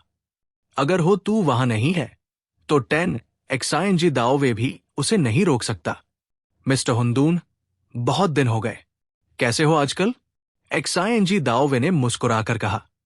झंग यी ने हल्के व्यंग्य से कहा, खाना अच्छा मिल रहा है, नींद भी ठीक है, बस कभी कभी लगता है कि कहीं कोई मेरी गर्दन याद तो नहीं कर रहा। उसने गर्दन पर हाथ फेरते हुए एक्साइएनजी दाओवे की ओर अजीब नजरों से देखा। उसे पता था कि झंग यी हो तू के पिछले हमले की ओर इशारा कर रहा है, लेकिन उसने विषय को टालते हुए बस एक हल्की सी मुस्कान दी। तुमने देश की सीमा और टियाने सिटी की रक्षा में जो योगदान दिया है वो सराहनीय है। अगर तुम्हारे जैसे और लोग होते तो हुआशु स्टेट डूम्सडे में भी सुरक्षित होता, उसने शिष्टाचार के लहजे में कहा। झंग यी ने नम्रता से मुस्कुराते हुए जवाब दिया, मैं यहां किसी को लेने आया हूं। स्काई स्टार डेक्सिंग कौन है और ये सारे 36 हेवनली गैंग्स, क्या वाकई इतनी भारी तैनाती की जरूरत है? चैप्टर 1645। 36 देवता एक साथ प्रकट होते हैं। एक्साइएनजी दाओवे ने हल्के से मुस्कराया और अपने पीछे हाथ बढ़ाया। भीड़ से एक साधारण से दिखने वाले अधेड़ उम्र के व्यक्ति ने आगे कदम बढ़ाया। उसका चेहरा ऐसा था कि भीड़ में भी कोई उसे पहचान न पाए, लेकिन उसकी त्वचा थोड़ी ज्यादा गोरी थी। हेलो, लॉर्ड हुंदून, उसने शिष्टता से कहा। झंग यी ने सिर हिलाया। अब जब तुम आ ही गए हो तो मेरे साथ चलो।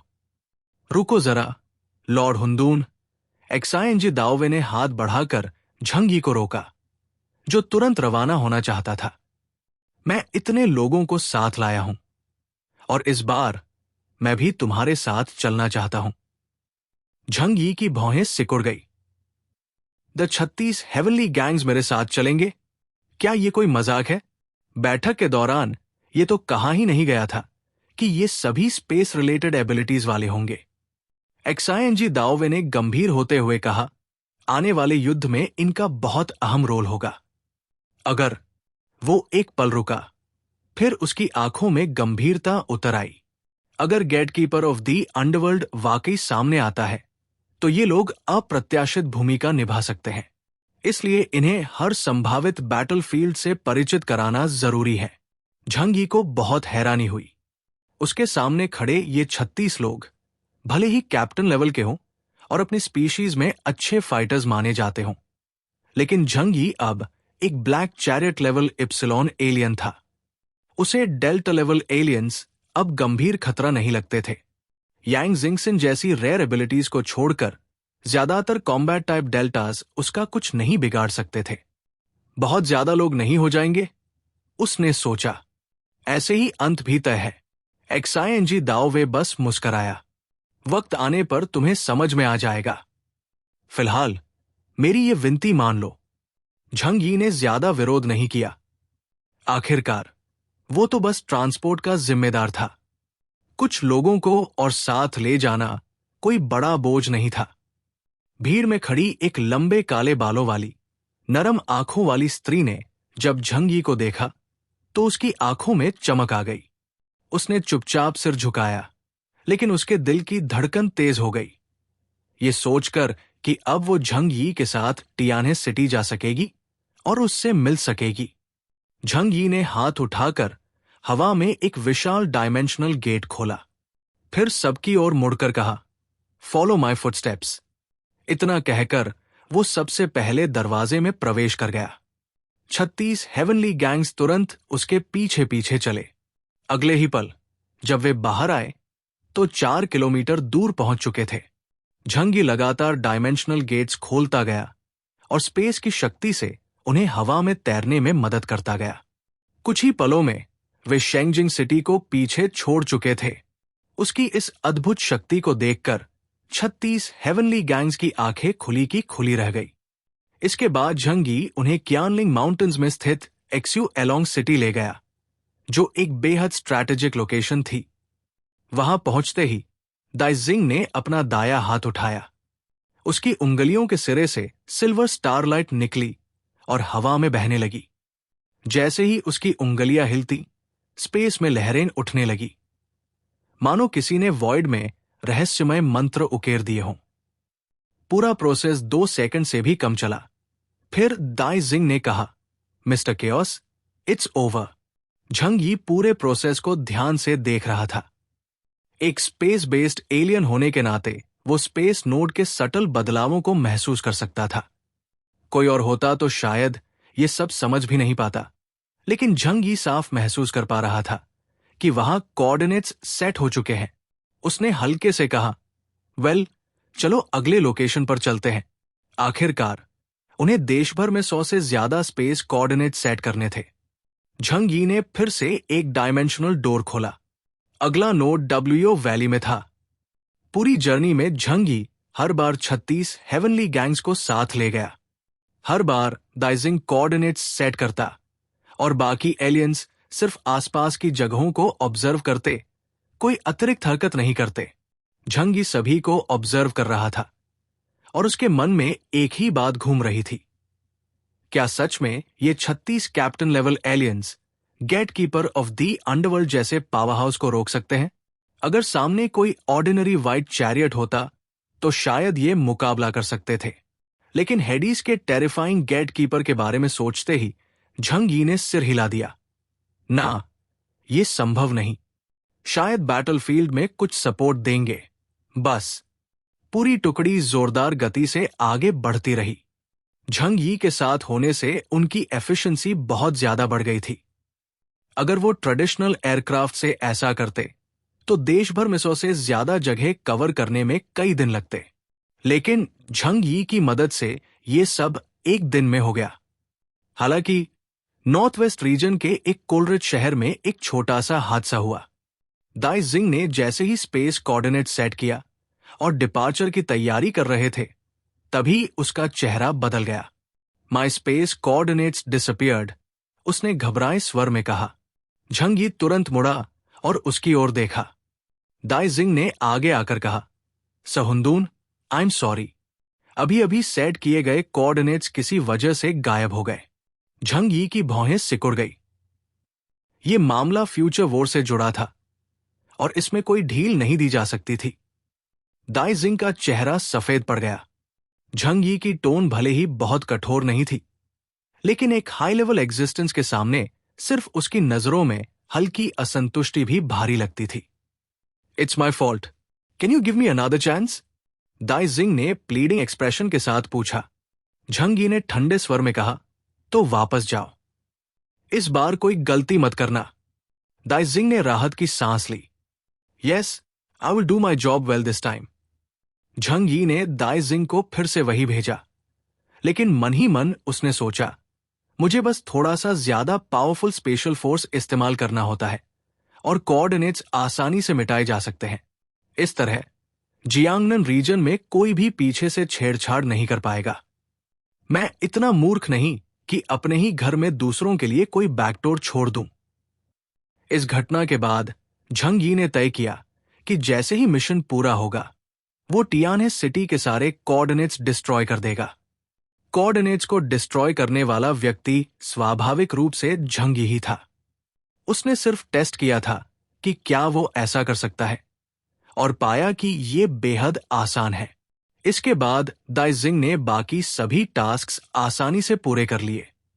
आखिरी स्टॉप था टियानहे सिटी। ये भी एक मेजर टारगेट था, क्योंकि बैठक में तय किया गया था कि डब्ल्यूग्यू फोर्सेस का मुख्य हमला यहीं होने वाला है। इसलिए दाइजिंग ने यहां मल्टीपल स्पेशल कोऑर्डिनेट्स सेट किए ताकि एनिमी स्पेस एलियंस उन्हें तुरंत डिस्ट्रॉय न कर पाए। जब बाकी हेवनली गैंग्स बैटलफील्ड की परिस्थितियों को ऑब्जर्व कर रहे थे, तभी एक पतली सी फिगर झंग यी की ओर बढ़ी। झंग यी पहले से जानता था कि वो वही थी, लेकिन उसकी स्पेशल स्टेटस की वजह से वो पहले खुद जाकर बात नहीं कर सकता था। अब जब वो खुद आ रही थी तो अनदेखा भी नहीं कर सकता था। अरे, ये तो भाइयों यो नहीं है, कितने दिन हो गए मिले बिना। चैप्टर 1646 अंदरूनी टकराव। फैटी सू यानी ली योंगयोंग झंग यी की बात सुनकर नाराज नहीं हुई। उसने बस मुस्कुराते हुए दोनों हाथों से अपना मुंह ढक लिया और शरारत से कहा, मैं तो लड़की हूं, लॉर्ड हुंदून। आप तो बहुत मजाक किया है। इस बार उसने कभी सोचा भी नहीं था कि वो 36 हेवनली गैंग्स के साथ भेजी जाएगी। वो खुद इस विशेष दस्ते का हिस्सा नहीं थी और उसे इस यात्रा का असली उद्देश्य भी नहीं बताया गया था। लेकिन उसने हमेशा जिंजिंग पर भरोसा किया था। वो कभी कोई फिजूल का काम नहीं करता। झंग यी ने असहज होकर अपनी नाक छुई और अनायास ही खुद को ली योंगयोंग से थोड़ा दूर कर लिया। इसमें कोई भेदभाव नहीं था। उसे बस ये डर था कि कहीं वो उससे आकर्षित न हो जाए। झंग यी खुद को बेहद रोमांटिक मानता था और ऐसी किसी जटिलता में फंसना नहीं चाहता था। वो न तो ऐसे संबंधों का अभ्यस्त था और न ही चाहने वाला। झंग यी को नहीं समझ आ रहा था कि उससे क्या बात करे। लड़कियों और लड़कों दोनों से उसने पहले बातचीत की थी, लेकिन इंसानों के बीच जो बीच वाले होते हैं, उनसे कैसे डील करना है उसका कोई अनुभव नहीं था। शायद ली योंगयोंग ये असहजता समझ गई थी, इसलिए उसने खुद पहल की। लॉर्ड हुंदून, इतने सालों बाद मैं तियनहाई सिटी आई हूं, क्या मैं तिहा पिंग से मिल सकती हूं? उसने आंखें झपकाते हुए कहा और जानबूझकर फैटी सू को कोडनेम से पुकारा। झंग यी ने लंबी सांस ली और उसे फैटी सू की वो पुरानी आदत याद आ गई, हर दिन फॉरगेट लव का जाप करना। उसने सिर हिलाया और बोला, बिल्कुल, ये तुम्हारा पर्सनल मैटर है, मैं इसमें दखल नहीं दूंगा। अगर तुम उससे मिलना चाहती हो तो जरूर मिलो। तुम फैटीसू की दोस्त हो तो हमारी भी दोस्त हो। दूसरों के सामने उसने फैटीसू की पूरी इज्जत रखी। ली योंगयोंग ने धन्यवाद कहकर सिर झुकाया और आराम से वहां से चली गई। झंग यी ने फिर से दाई जिंग की ओर ध्यान केंद्रित किया, जो टियानहे सिटी के स्ट्रैटेजिक पॉइंट्स पर स्पेशल कोऑर्डिनेट्स एंग्रेव कर रहा था। झंग यी को अब भी यकीन नहीं था कि ये सब अगली लड़ाई के लिए ही हो रहा है। फिर भी एक पुराने दोस्त के नाते उसने फैटी सू को कॉल कर लिया। हे फैटी, तुम्हारी पुरानी महबूबा आ गई है। फैटी सू, जो उस समय अपने घर में बड़े टोटोरों और मेंढक के साथ आलू के चिप्स खाते हुए चिल कर रहा था, ये सुनते ही हक्का बक्का रह गया। What old lover? उसने घबराकर पूछा। शेंगजिंग वाली, झंग यी ने हंसते हुए जवाब दिया। फैटी सू का चेहरा जर्द पड़ गया और वो जोर से जमीन पर गिर पड़ा। हे भगवान, वो यहां कैसे आ गई? बॉस, मैं क्या करूं? झंग यी ने कंधे उचकाए। मुझे क्या पता, ये तुम्हारा पर्सनल मामला है। शेल्टर के कलेक्टिव काम में इसे मत घसीटो, खुद निपटो इससे। लेकिन बॉस, मैं मेंटली तैयार नहीं हूं। फैटी सू की आवाज अब मासूम सी लगने लगी थी।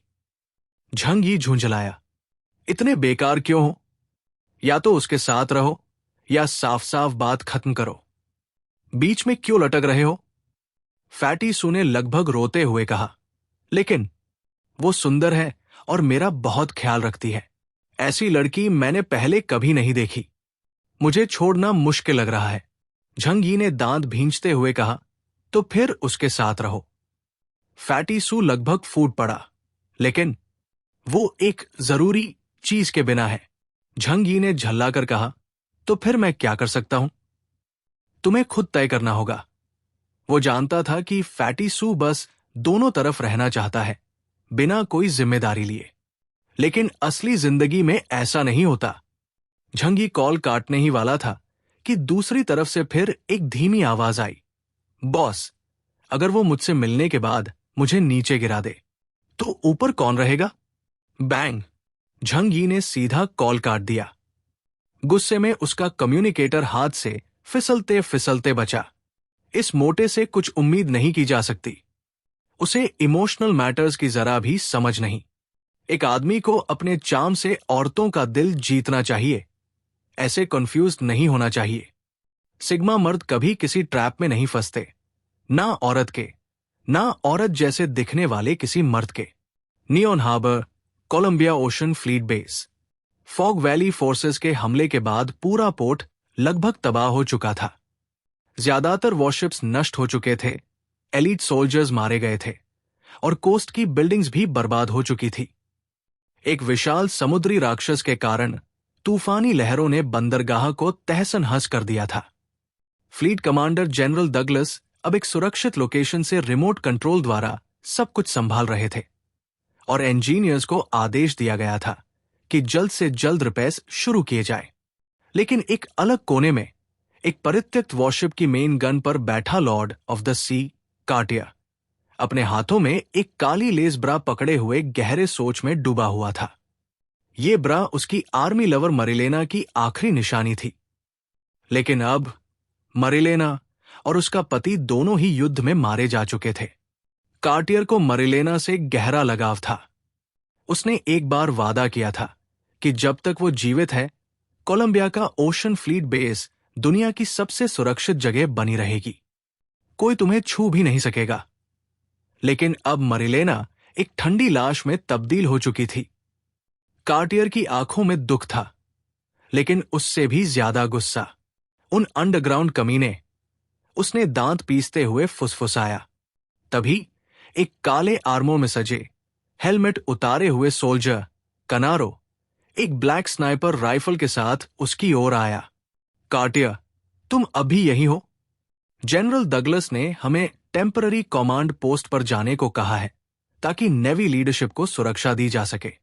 कार्टियर ने ऊपर देखा और कनारों की ओर घूरते हुए कहा, तो हम अब भागेंगे?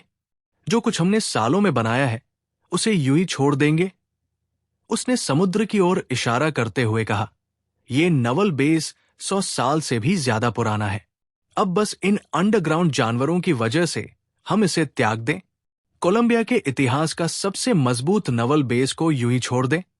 कनारों ने गहरी सांस ली और बर्बाद हुए बंदरगाह की ओर देखा।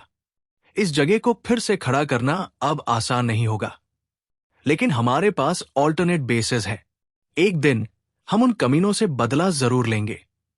कार्टियर ने गुस्से में कहा, वो दिन जरूर आएगा। कनारों ने शांत स्वर में सिर हिलाया और धीमे से जोड़ा, शायद उस दिन वहां जाने वाला मैं हूं, तुम नहीं। नेवी का सबसे प्रॉमिसिंग जीनियस, कनारों का भविष्य उज्जवल था। वही कार्टियर जिसकी शक्ति अब ड्रग्स और टेक एक्सपेरिमेंट्स पर निर्भर थी, अपने शरीर और शक्ति दोनों की सीमाओं तक पहुंच चुका था। अगर प्रोफेसर डा विंसी ने हस्तक्षेप न किया होता तो वो शायद 7 साल से ज्यादा नहीं जी पाता। चैप्टर 1647। न्यूटन, कार्टियर और कनारो जब उस आधेजले हुए अधूरे वॉरशिप पर बैठे बातें कर रहे थे, तभी समंदर से एक अजीब सी आवाज सुनाई देने लगी। समुंदर की लहरें जैसे गहराई से कोई राक्षसी दहाड़ लेकर धीरे धीरे किनारे की ओर बढ़ रही थी। वो गूंजती हुई आवाज धीरे धीरे और तेज होती जा रही थी। दोनों ने एक साथ सिर घुमाकर समंदर की ओर देखा तो उन्होंने पाया कि समुंदर की सतह एक अजीब तरह से दोनों ओर बंट रही थी, मानो कोई विशाल सी मॉन्स्टर वहां से उभर रहा हो। तट पर काम कर रहे सारे सैनिक चौकन्ने हो गए, अपने हथियार उठाएं और घबराई हुई निगाहों से समंदर की ओर देखने लगे। कार्टियर और कनारो ने अपनी मुस्कुराहट रोक ली और गंभीरता से आगे देखने लगे। हवा में लाइट डिस्टॉर्ट होने लगी और अगले ही पल एक विशाल स्टील बो, मानो खाली हवा से उभरा हो, किनारे की ओर झपटता हुआ आया और जमी हुई पतली बर्फ को तोड़ता चला गया। बस एक भारी सी सीटी पूरे समुद्री किनारे पर गूंज उठी। वो विशालकाय स्टील बो डॉक पर आकर ठहर गया, जैसे कोई चलता फिरता द्वीप हो। उसका पूरा आकार धीरे धीरे सामने आया। ये था एक असाधारण रूप से विशाल और अजीब वॉरशिप। कोलंबिया ओशन फ्लीट की किसी भी एक्टिव वॉरशिप का आकार इसके एक तिहाई से भी कम था। इसका आकार निमित्ज क्लास एयरक्राफ्ट कैरियर जितना बड़ा था, लेकिन एयरक्राफ्ट कैरियर की तुलना में इसका पूरा बॉडी थिक आर्मोर से ढका हुआ था। यह किसी वॉरशिप से ज्यादा एक जायंट सबमरीन जैसा लग रहा था, एक ऐसा आकार जो पहले कभी नहीं देखा गया था। नोटिलस, कनारो ने धीरे से कहा। बेशक वे इस नाम को जानते थे। नोटिलस कोलंबियन नेवी का एक टॉप सीक्रेट वेपन था। एंड ऑफ द वर्ल्ड से पहले ही कोलंबिया एस्ट्रोनॉमिकल सेंटर को आने वाली तबाही का अंदाजा हो गया था और उन्होंने कई विकल्पों में से डीप सी सर्वाइवल का प्लान चुना था। नोटिलस का मूल रूप एक ओशन सर्वाइवल बेस था, लेकिन अब कई टेक्निकल ट्रांसफॉर्मेशंस के बाद नोटिलस एक सुपर बैटलशिप सबमरीन बन चुका था। यह कोलंबियन नेवी का सबसे बड़ा ट्रम्प कार्ड था और अब इसे नियोन हार्बर भेजा गया था। नोटिलस की अराइवल ने नेवी का ध्यान पूरी तरह अपनी ओर खींच लिया। उसकी मौजूदगी खुद एक राज थी जिसे सभी नहीं जानते थे, लेकिन इतनी बड़ी सबमरीन, एक एयरक्राफ्ट कैरियर जितनी भारी, एक वॉरशिप जितनी सुसज्जित, देखकर हर अवाक अवाक था। तट पर लोगों की भीड़ लग गई थी। स्विश, सबमरीन के फ्रंट हैच ने अचानक खुलते ही सभी को चौंका दिया।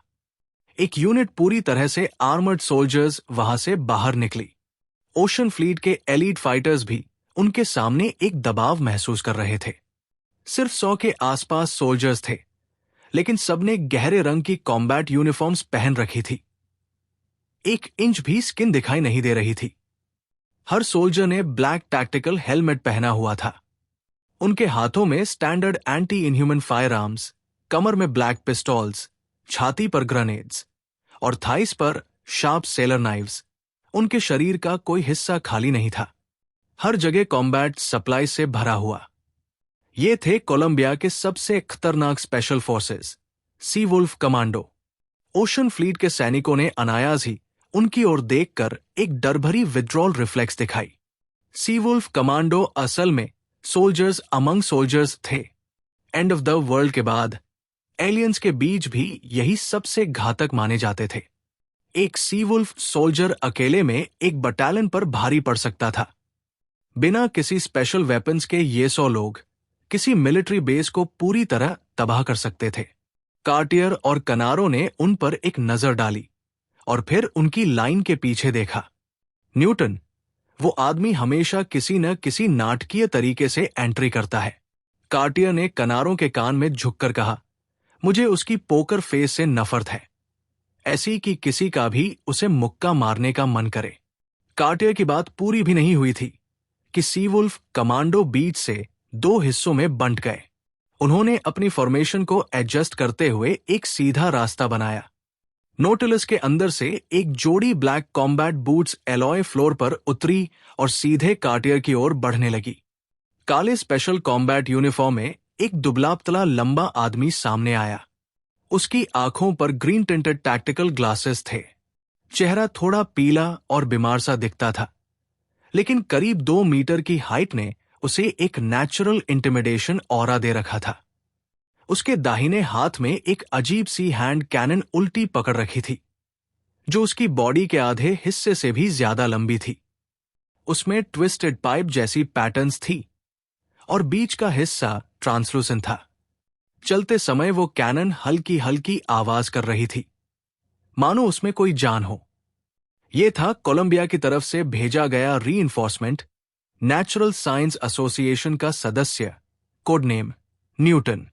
न्यूटन के पीछे सी वुल्फ कमांडोज एकदम सिंक्रोनाइज्ड तरीके से चल रहे थे, बिल्कुल इमोशनलेस मशीन्स की तरह।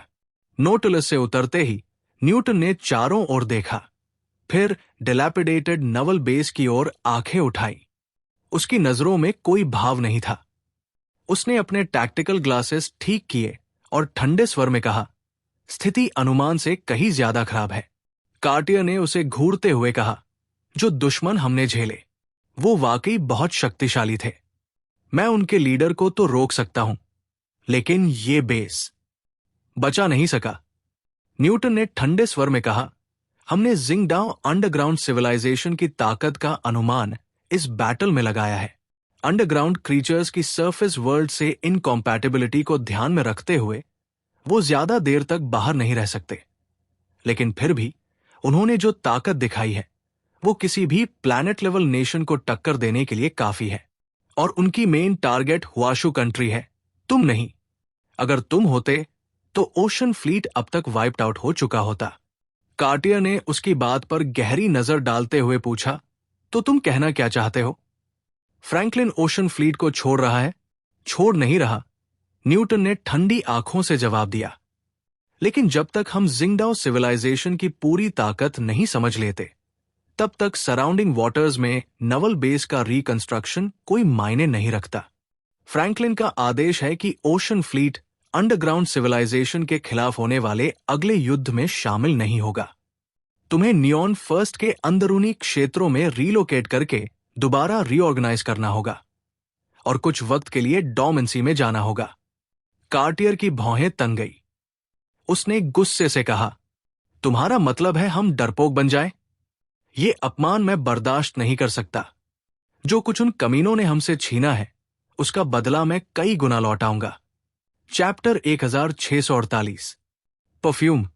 कनारो ने भी अपनी राय रखी।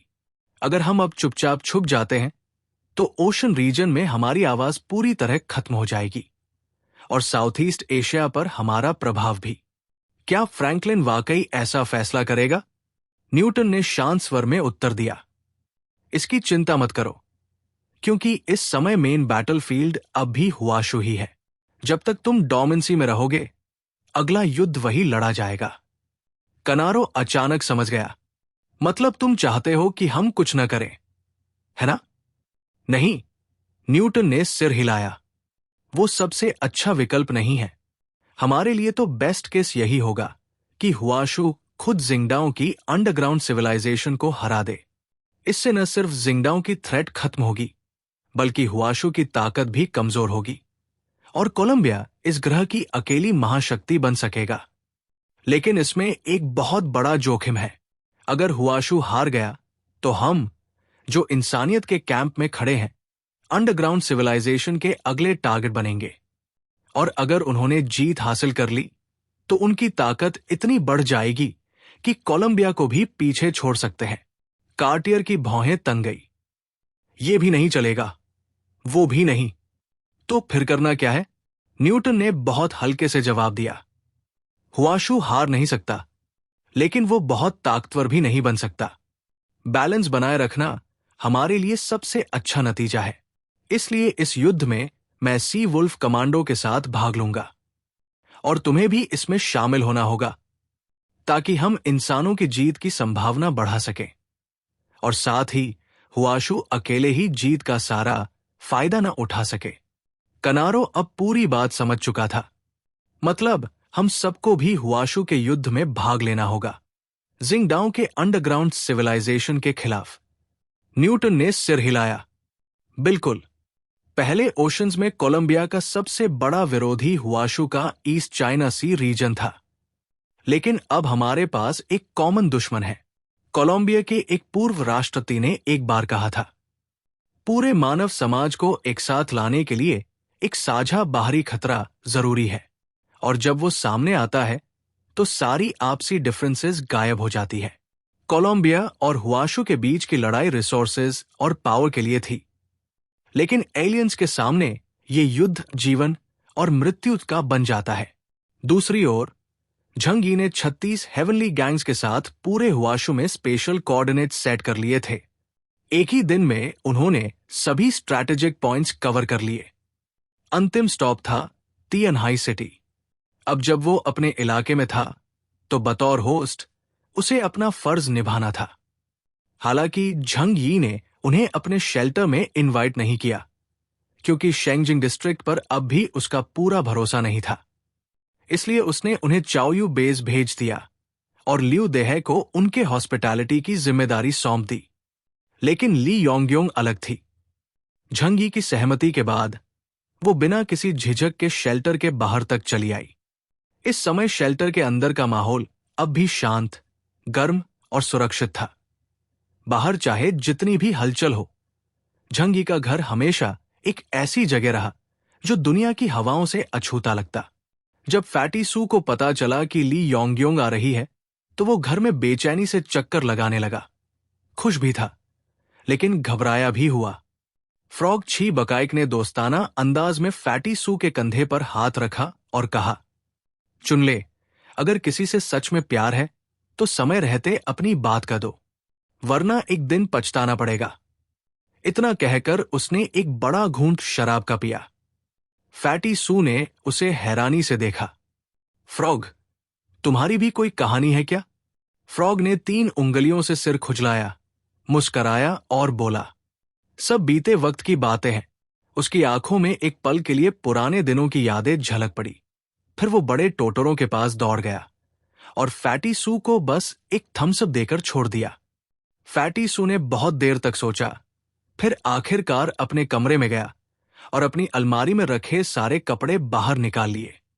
आईने के सामने बार बार कपड़े बदलने के बावजूद उसे कुछ भी ठीक नहीं लग रहा था। सच तो यह है कि जब अपीयरेंस ही डिफॉल्ट हार में हो तो कोई भी कपड़ा मैजिक नहीं कर सकता। फटोटकू से हैंडसम गाय बन पाना इतना आसान नहीं होता।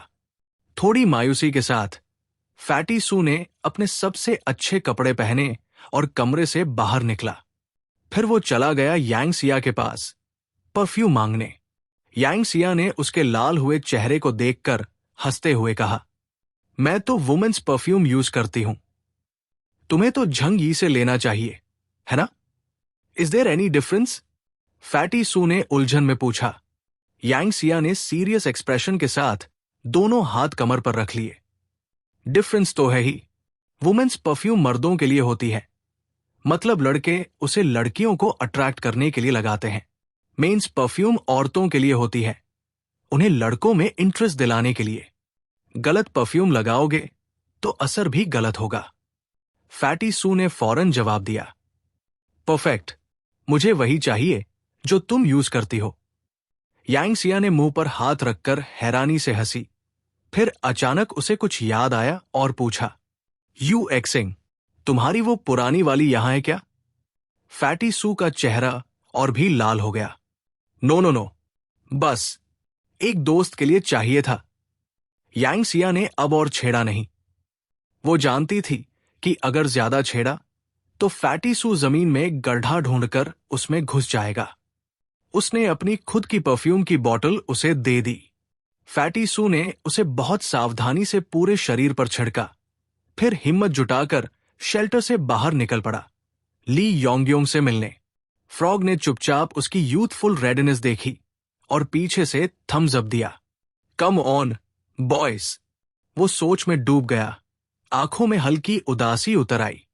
एक और बड़ा घूंट शराब का पिया, फिर बड़े चिंचला के फ्लफी बॉडी को गले लगाया और पुरानी कहानियां दोहराने लगा। मैंने भी कभी एक ब्यूटीफुल लव जी थी। दूसरी ओर फैटी सू शेल्टर से बाहर निकला। उसने विशाल हेमिस्फेरिकल फोर्ट्रेस को पार किया और दरवाजे तक पहुंचा। बर्फ और बर्फीली हवा के बीच एक ग्रेसफुल फिगर वहां खड़ी थी, पीठ उसकी ओर किए हुए। उसकी डार्क ग्रीन कॉम्बैट यूनिफॉर्म ठंडी सफेद दुनिया में किसी चित्र की तरह चमक रही थी। इतने समय बाद उसे सामने देखकर फैटी सू कुछ पल के लिए वहीं रुक गया। Chapter 1649 frog extra. क्यूआई बाओकाई का जन्म तियनहाई सिटी के किंगपू डिस्ट्रिक्ट में एक मध्यम वर्गीय परिवार में हुआ था। उसके पिता एक प्रसिद्ध स्क्रीन राइटर थे और मां एक हाई स्कूल की म्यूजिक टीचर थी। अच्छे पारिवारिक माहौल में पला बढ़ा क्यूआई बचपन से ही लिटरेचर और म्यूजिक के संपर्क में रहा, लेकिन अंत में उसने संगीत को चुना। किशोरावस्था में ही उसके वायलिन की प्रतिभा को टीचर्स और क्लासमेट्स ने पहचान लिया था। वो स्कूल का एक मशहूर संगीत प्रोडिजी बन गया था। पता नहीं कितनी लड़कियां जो पहली बार किसी के लिए कुछ महसूस कर रही थीं, उसकी परफॉर्मेंस पर मोहित हो गई थी। लेकिन जवानी की शुरुआत में ही जिंदगी ने करवट ली। उसके पिता एक गंभीर बीमारी के कारण चल बसे और परिवार पर भारी कर्ज का बोझ आ गया। मजबूरी में क्यूआई को अपनी महंगी म्यूजिक स्कूल की पढ़ाई छोड़नी पड़ी और पैसे कमाने के लिए अलग अलग जगहों पर परफॉर्म करना शुरू करना पड़ा। होटल्स, नाइट क्लब्स, यहां तक कि सड़कों पर भी वायलिन बजाया, बस किसी तरह घर का खर्च चला सके। जब भी कोई काम नहीं मिलता तो वो अपने पिता का दिया हुआ वायलिन लेकर चोंगनिंग स्ट्रीट के चौराहे पर जाकर संगीत बजाता। उसके वायलिन की धुनों में एक टूटे हुए इंसान की आवाज होती थी, जो तिएनहाई सिटी की भागती सड़कों के बीच सबका ध्यान अपनी ओर खींच लेती। धीरे धीरे भीड़ में एक लड़की बार बार आने लगी। हर बार जब वो वायलिन बजाता, वो स्ट्रीट लैंप के पास खड़ी हो जाती, चुपचाप, बस सुनती। परफॉर्मेंस के बाद वो हमेशा एक 10 युआन का नोट वायलिन केस में रखती और बिना कुछ कहे चली जाती। क्यूआई ने उसे नोटिस करना शुरू किया। उनके बीच कोई बात नहीं हुई, लेकिन एक अनकहा रिश्ता बन गया था। उसे महसूस होने लगा कि ये लड़की उसकी धुनों को समझती है। एक दिन परफॉर्मेंस के बाद क्यूआई ने हिम्मत करके उसका पीछा किया और पड़ोसियों से उसके बारे में पूछा। जब पता चला कि उसका नाम जियांग मानसी है, तो उसके चेहरे पर एक शांत मुस्कान आ गई। उस रात वो एक्साइटमेंट में पूरी रात नहीं सो पाया। अगले दिन वो कहीं और नहीं गया, सीधे चोंगनिंग स्ट्रीट पहुंचा। जब उसने वायलिन की धुन छेड़ी, वो लड़की हमेशा की तरह स्ट्रीट लैंप के नीचे आ खड़ी हुई। उसके चेहरे पर अब भी वही मोह था। परफॉर्मेंस के बाद क्यूआई ने पहली बार उससे बात की। उसने अपना नाम बताया और कॉफी के लिए पूछा। लड़की मुस्कराई और मान गई। यहीं से दोनों की लव स्टोरी शुरू हुई। लेकिन जैसा अक्सर होता है, प्यार की राह आसान नहीं होती। जियांग मानसी के पिता तिएनहाई सिटी में एक अमीर रेस्टोरेंट ओनर थे। उन्हें यह बात बिल्कुल मंजूर नहीं थी कि उनकी इकलौती बेटी एक गरीब वायलिन बजाने वाले से प्यार करे। उन्होंने बेटी की शादी एक अमीर लड़के से तय कर दी और क्यूआई को धमकाने के लिए कुछ गुंडों को भेजा। उस दिन जब क्यूआई घर लौटा तो देखा घर का सारा सामान तोड़ दिया गया था। उसकी मां बेड पर बैठकर रो रही थी। उसके पिता के जाने के बाद यह दूसरी बार था जब उसने अपनी बेबसी को गहराई से महसूस किया। जिंदगी कोई परीक्षा नहीं होती। प्रिंसेस कभी गरीब वायलिन वादक से शादी नहीं करती। जियांग मानसी की शादी हो गई और उस दिन क्यूआई ने खुद को सस्ते शराब में डुबो दिया। फिर वो लड़की उसे कभी नहीं दिखी। एक ही शहर में रहते हुए उनके घरों की दूरी महज 30 किलोमीटर थी, लेकिन अब वो दो अलग दुनिया में थे। ये अधूरी मोहब्बत क्यूआई के दिल में एक स्थायी दर्द बन गई। चोंगनिंग स्ट्रीट पर उसके वायलिन की धुन और भी दर्द भरी हो गई। लोगों को शायद यही पसंद आया। अब वो तिएनहाई सिटी के परफॉर्मेंस सर्किट्स में जाना जाने लगा और अमीर लोगों की पार्टीज में बजाने लगा। लेकिन प्यार हमेशा अधूरा रह गया। अपनी मां की जिद पर उसने शादी तो कर ली, एक ऐसी महिला से जो ज्यादा बोलती नहीं थी और उसे उसके हाल पर छोड़ देती थी। उनकी एक प्यारी सी बेटी हुई, क्यूआई नियनशी। उसकी पत्नी ने जब बेटी का नाम सुना तो उसकी आंखों में आंसू आ गए। उसे लगा शायद यही उसका प्यार जताने का तरीका था। असल में क्यूआई ने अपनी सारी भावनाएं अपनी बेटी में डाल दी थी। जिंदगी प्यार के बिना भी चलती है, लेकिन फिर वो सिर्फ चलती है, जीती नहीं। एक दिन अपनी बेटी की म्यूजिक कंपटीशन में क्यूआई बाओकाई को जियांग मानसी फिर से दिखी। अब वो 40 पार कर चुका था। बालों में सफेदी थी, माथा साफ दिखने लगा था और मुस्कान में झुर्रियां थी। वो अब भी सुंदर लग रही थी, लेकिन उसकी आंखों में थकावट थी। उसके साथ एक लड़की थी जो उसी कंपटीशन में वायलिन बजा रही थी और गाना था स्काईलार्क, वही ट्यून जो क्यूआई अक्सर स्ट्रीट पर बजाया करता था। उसका दिल फिर से धड़क उठा, पसीना हाथों में जम गया। लेकिन जियांग मानसी ने उसकी ओर देखा तक नहीं। वो बस अपनी बेटी के लिए तालियां बजा रही थी। कंपटीशन के बाद क्यूआई ने हिम्मत जुटाकर अपनी बेटी को टीचर के पास छोड़ा और जियांग मानसी के पीछे भागा। वो अपनी बेटी को कार तक ले जा रही थी। तभी उसने कांपते स्वर में कहा, रुको। वो मुड़ी। Yes, can I help you sir? उसने क्यूआई को देखा, जैसे किसी अनजान इंसान को देखा जाता है। उसे पहचानने की कोशिश की, लेकिन चेहरा ब्लैंक था। यही तो सबसे ज्यादा दुखद होता है। जिस इंसान को तुमने कभी नहीं भुलाया, वो तुम्हें पूरी तरह से भूल चुका हो। नहीं, कुछ नहीं। माफ करना, मैंने किसी और को समझ लिया। क्यूआई चुपचाप मुड़ा और वहां से चला गया। जियांग मानसी ने अपनी बेटी को कार में बैठाया, लेकिन कुछ पल बाद उसने अपना मुंह ढक लिया और उसकी आंखों से आंसू बहने लगे। घर लौटकर क्यूआई जैसे टूट चुका था। वो घंटों वायलिन को एकटक देखता या सड़क पार करते वक्त खोया हुआ रहता। उसकी पत्नी ने बहुत कोशिश की उसे समझाने की, गुस्से में चीजें फेंकी, लेकिन वो बस चुप रहा। उसका दिल अब मर चुका था। उसकी बेटी, जिसका नाम जियांग मानसी से जुड़ा था, उसे भी देखना अब कठिन हो गया था। A violinist named Qi Baokai wanted to die. फिर आया अपोकलिप्स। जिन्हें जीना था वो मर गए, जो मरना चाहते थे वो जिंदा बचे। उसकी पत्नी सबसे पहले चली गई और उसके पास अब सिर्फ उसकी 8 साल की बेटी बची थी। अब उसे पहली बार मौत से डर लगा। अब उसे समझ आया, मौत एक एस्केप नहीं है, बल्कि एक जिम्मेदारी है। जो तुम्हें प्यार करते हैं, उनकी दुनिया में तुम्हारा जाना एक सूनापन छोड़ जाता है। उसने हमेशा जिस औरत को प्यार नहीं किया, वो कब उसकी जिंदगी की सबसे जरूरी हिस्सा बन चुकी थी, उसे अब समझ आया। जिंदगी में हर मर्द को एक व्हाइट रोज और एक रेड रोज मिलती है। जिसे भी चुनो, पछतावा जरूर होता है। उसकी पत्नी चली गई। अब वो और उसकी बेटी बस एक दूसरे के सहारे थे। लेकिन दुनिया इंसानों की भावनाओं से नहीं चलती। अपोकलिप्स के 6 महीने बाद एक ठंडी रात में उसकी बेटी उसकी बाहों में चुपचाप चल बसी। बाकियों के मुकाबले वो शांति से चली गई। वो किस्मत वाली थी। लेकिन वो नहीं। चैप्टर 1650 दिमाग उधार दे दो। जब फैटीसू ने ली योंग्योंग को देखा तो उसे लगा था कि वो बहुत नर्वस होगा। लेकिन जब उसने हमेशा की तरह उसका वही सौम्य मुस्कुराता चेहरा देखा तो अजीब तरह से उसका दिल शांत हो गया। ली योंग्योंग उसे बहुत अच्छे से जानती थी, इतनी कि कभी उसे असहज महसूस ही नहीं होने दिया।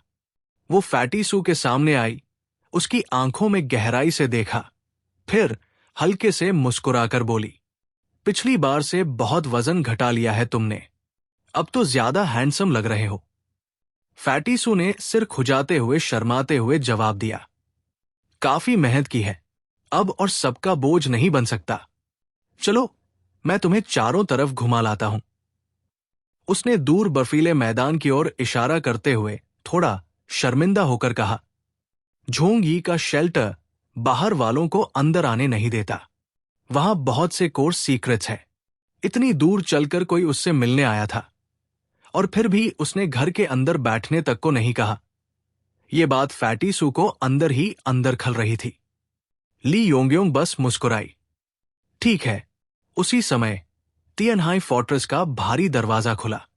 अंकल वायु सिगरेट मुंह में दबाए, अपनी भारी मांसपेशियों वाले हाथों को फैलाते हुए दोनों का स्वागत करता हुआ बोला, आओ अंदर बैठो थोड़ा। फैटीसू ने हैरान होकर पलकें झपकाई। अंकल वायु ने फैटीसू को वॉइस मैसेज भेजा। झोंग यी ने कहा, अगर वो तेरी गर्लफ्रेंड है तो फिर वो भी हमारी ही है। इतना सा चेहरा तो रखना ही पड़ेगा, है ना? झोंग यी ली योंग्योंग की बैकग्राउंड बहुत अच्छे से जानता था। उसे चिंता नहीं थी कि वो शेल्टर में क्या कर सकती है, और वैसे भी शेल्टर में जितनी भी स्ट्रैटेजिक मटेरियल्स थी वो ज्यादातर एलियन स्पेस में स्टोर थी। झोंग यी के लिए सबसे ज्यादा इंपॉर्टेंट चीजें लोग थे।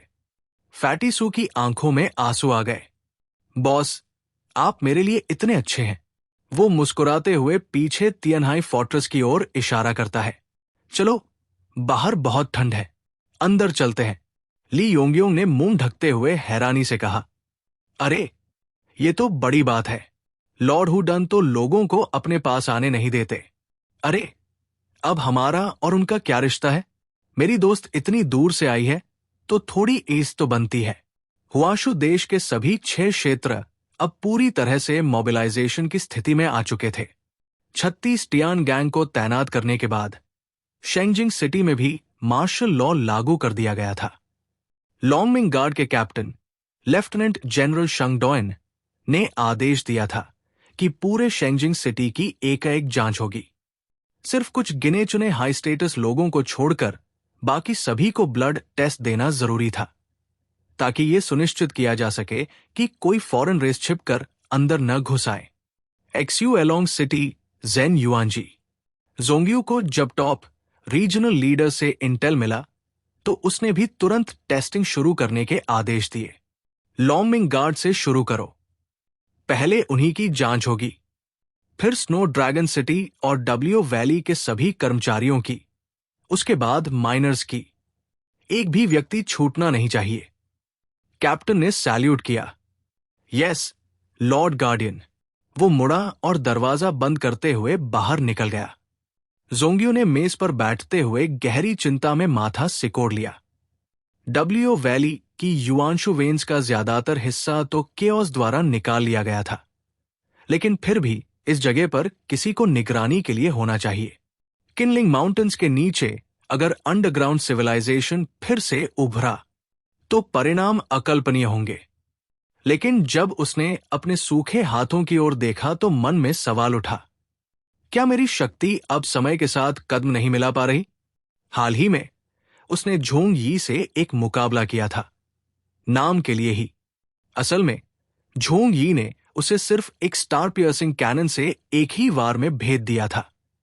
इप्सिलॉन स्तर का होते हुए भी झोंग यी से उसकी तुलना ही नहीं थी।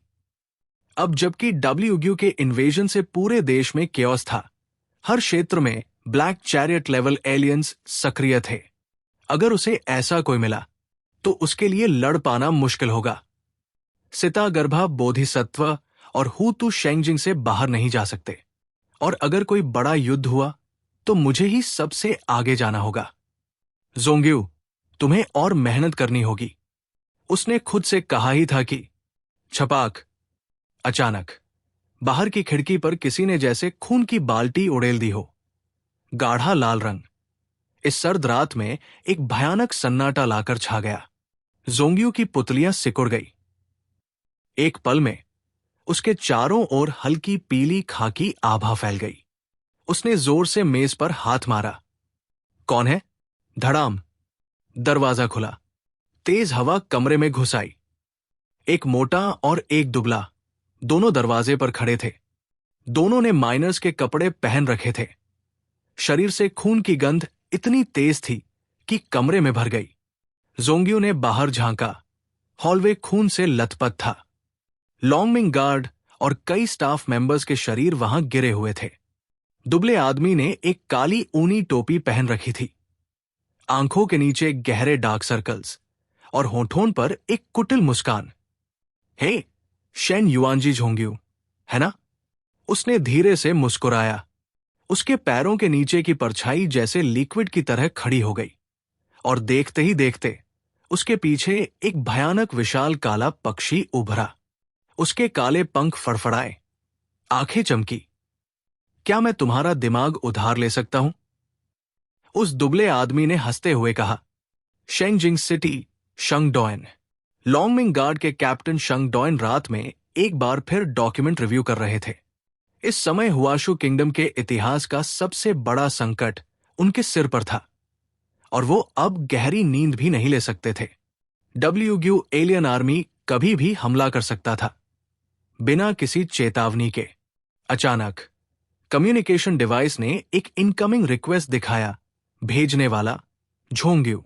इतनी रात को जोंग्यू क्यों संपर्क कर रहा है? उसने डिवाइस एक्सेप्ट किया। सामने जो इमेज आई उसे देखकर उसका चेहरा इंस्टेंटली ठंडा और भयावह हो गया। एक्सयू एलोंग सिटी के ट्रेनिंग ग्राउंड पर जोंग्यू कॉम्बैट यूनिफॉर्म के बिना लगभग नग्न अवस्था में एक ऊंचे फ्लैगपोल से लटका हुआ था। आंखें बंद थी। जिंदा है या नहीं पता नहीं। जोंग्यू। शंगडॉयन अचानक खड़ा हो गया, आंखों में भयानक गुस्सा। तभी कैमरे में अचानक एक सिर उभरा। एक पतला आदमी, वही काली टोपी, वही डार्क सर्कल्स। उसने कैमरे की ओर देखकर मुस्कुराकर हाथ हिलाया। हाय, लॉन्गमिंग गार्ड के कैप्टन शंगडॉयन, है ना? चैप्टर 1651 अंडरकवर इन शेंगजिंग। झंग दाओवे चिल्लाया, हु आर यू? हालांकि उसने पूछा, लेकिन उसके दिल में पहले से ही कुछ अंदाजा था। झंग यी ने पहले ही चेतावनी दी थी कि हुआशु कंट्री में फॉरेन रेसेस ने घुसपैठ कर ली हो सकती है। जिस वैनपिंग को झंग यी ने मारा था वो लगभग निश्चित रूप से जिंगडाओ डब्ल्यूग्यू से था। तो फिर बाकी इलाकों में भी ऐसे लोग हो सकते हैं। इस बार जब उन्होंने पूरे इलाके में अंडरकवर एजेंट्स को पकड़ने के लिए जांच शुरू की तो सच में एक बड़ा खतरा सामने आ गया। शंग डॉयन बहुत गुस्से में था, लेकिन साथ ही थैंकफुल भी था कि दुश्मन की मौजूदगी समय रहते पकड़ में आ गई, वरना शेंगजिंग डिस्ट्रिक्ट को भारी नुकसान हो सकता था। वो दुबला आदमी हंसा और बोला, who am I? Shouldn't you know? उसकी मुस्कान में जहर था। फिर उसने पीछे खड़े झोंग्यू की ओर इशारा किया जो अधमरा लटका हुआ था और बोला, मैं बस इन्फॉर्म करने आया हूं। आज से किनलिंग एरिया अब हमारे कंट्रोल में है और ये जो बंदा है अभी जिंदा है, लेकिन ज्यादा देर नहीं टिकेगा। इतना कहकर उसने कम्युनिकेशन काट दिया। झंग दाओवे ने गुस्से में अपनी डेस्क पर इतना जोर से मारा कि वो टुकड़े टुकड़े हो गई। Damn it! उसने तुरंत एक्सुएलोंग सिटी जाकर झोंग्यू को बचाने का मन बनाया। वो दोनों आर्मी में पुराने दोस्त थे और एपोकलिप्टिक वर्ल्ड के बाद से एक साथ शेंगजिंग की रक्षा कर रहे थे। लेकिन थोड़ी देर में ही दाओवे शांत हो गया। दुश्मन ने जानबूझकर उसे प्रोवोक किया था ताकि वो किनलिंग माउंटेन्स जाए, शायद एक ट्रैप में फंसने के लिए। लेकिन सवाल यह था, क्या वो फिर भी न जाए? क्या वो अपने दोस्त को ऐसे ही मरने दे? उसने बस 5 सेकंड सोचा, फिर मिलिट्री कोट पहना और बाहर निकल गया। थोड़ी देर बाद वो पहुंचा मेंग युअनजून के पास, जो शेंगजिंग रीजन के नए सुप्रीम कमांडर थे। मेंग युअनजून भी अभी सोए नहीं थे। वो सोफा पर बैठकर कुछ इंटेलिजेंस रिपोर्ट्स पढ़ रहे थे। जब उन्होंने शंग डॉयन को इस हालत में आते देखा तो चश्मा उतारा और पूछा, what's wrong dear captain? Shang Doyan बोला, कुछ बहुत अर्जेंट है। मुझे और हो तू को अर्थ टेम्पल ले चलिए, वहां ही डिस्कशन करेंगे। मेंग युअनजून ने सीरियसनेस समझते हुए सिर हिलाया, ओके, और दोनों अर्थ टेम्पल की ओर निकल गए। रात का समय था।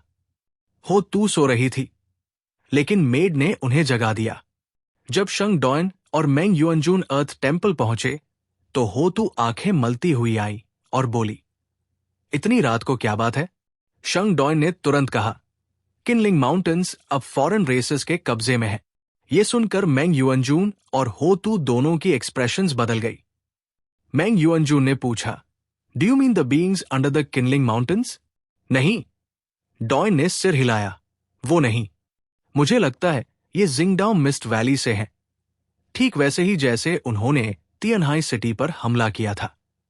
मेंग युअनजून ने चश्मा ठीक किया और कहा, मतलब हमारे यहां भी जिंगडाओ से अंडरकवर एजेंट्स मिल गए हैं? हां, डॉयन ने कहा, और अभी झोंग्यू उनके कब्जे में है, शायद मौत के करीब। इसके बाद उसने हो तू की तरफ देखा, जैसे कह रहा हो, अब फैसला आपका है, क्या हमें रेस्क्यू ऑपरेशन चलाना चाहिए? हो तू ने एक पल भी बिना सोचे जवाब दिया, इप्सिलॉन क्लास सोल्जर्स बनाना आसान नहीं है। अगर झोंग्यू मर गया तो रीजन को भारी नुकसान होगा। So yes, go and rescue him. Meng Yuanjun ने फौरन प्रैक्टिकल बात उठाई, but what if this is a trap? 36 heavenly gangs just left Jingjing. अभी हमारे पास हाई लेवल एलियंस की बहुत कमी है। अगर तुम दोनों भी चले गए और दुश्मन ने यहां हमला कर दिया तो पूरा कमांड सेंटर कोलैप्स कर सकता है। वो बोला, शेंगजिंग का कमांड हब गिरा तो हुआशु कंट्री की पूरी रक्षा स्ट्रैटेजी पर असर पड़ेगा। हो तूने माना, it might be a trap, लेकिन किनलिंग माउंटेन्स को छोड़ देना भी कोई ऑप्शन नहीं है। हमें जरूर कोई हल निकालना होगा। मेंग युअनजून ने चिन पर हाथ रखा और सोचा, should we ask for external support? Shang Doyan ने कहा, बट क्या टाइम मिलेगा?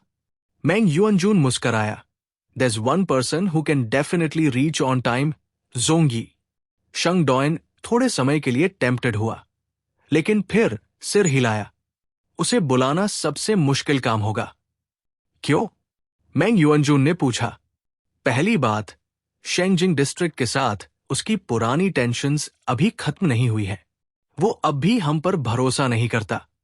दूसरी बात, तियानहाई सिटी में भी खतरा है और वो वहां की टॉप कॉम्बैट पावर है। उसे वहां से हटाना सही नहीं होगा। और तीसरी सबसे जरूरी बात, डॉइन की चश्मे की सोने की फ्रेम ने हल्की रोशनी में चमकते हुए कहा, अगर हम इतनी आसानी से आउटसाइड हेल्प मांगते हैं तो बाकी रीजन्स को लगेगा कि शेंगजिंग कमजोर है। मेंग युअनजून ने अपने हाथ फैला दिए, but this is an emergency. अगर इतनी सोचेंगे तो बहुत बड़ा नुकसान हो सकता है। शंग डॉइन अभी भी उलझन में था। फिर उसने हो तू की तरफ देखा। योर हाइनेस, आपका क्या विचार है? हो तू ने शांत भाव से उसकी आंखों में देखा और कहा, you can make your own decision. अगर तुम किनलिंग जाना चाहते हो तो शेंगजिंग की सुरक्षा मुझ पर छोड़ दो। Chapter 1652, attacking शेंगजिंग।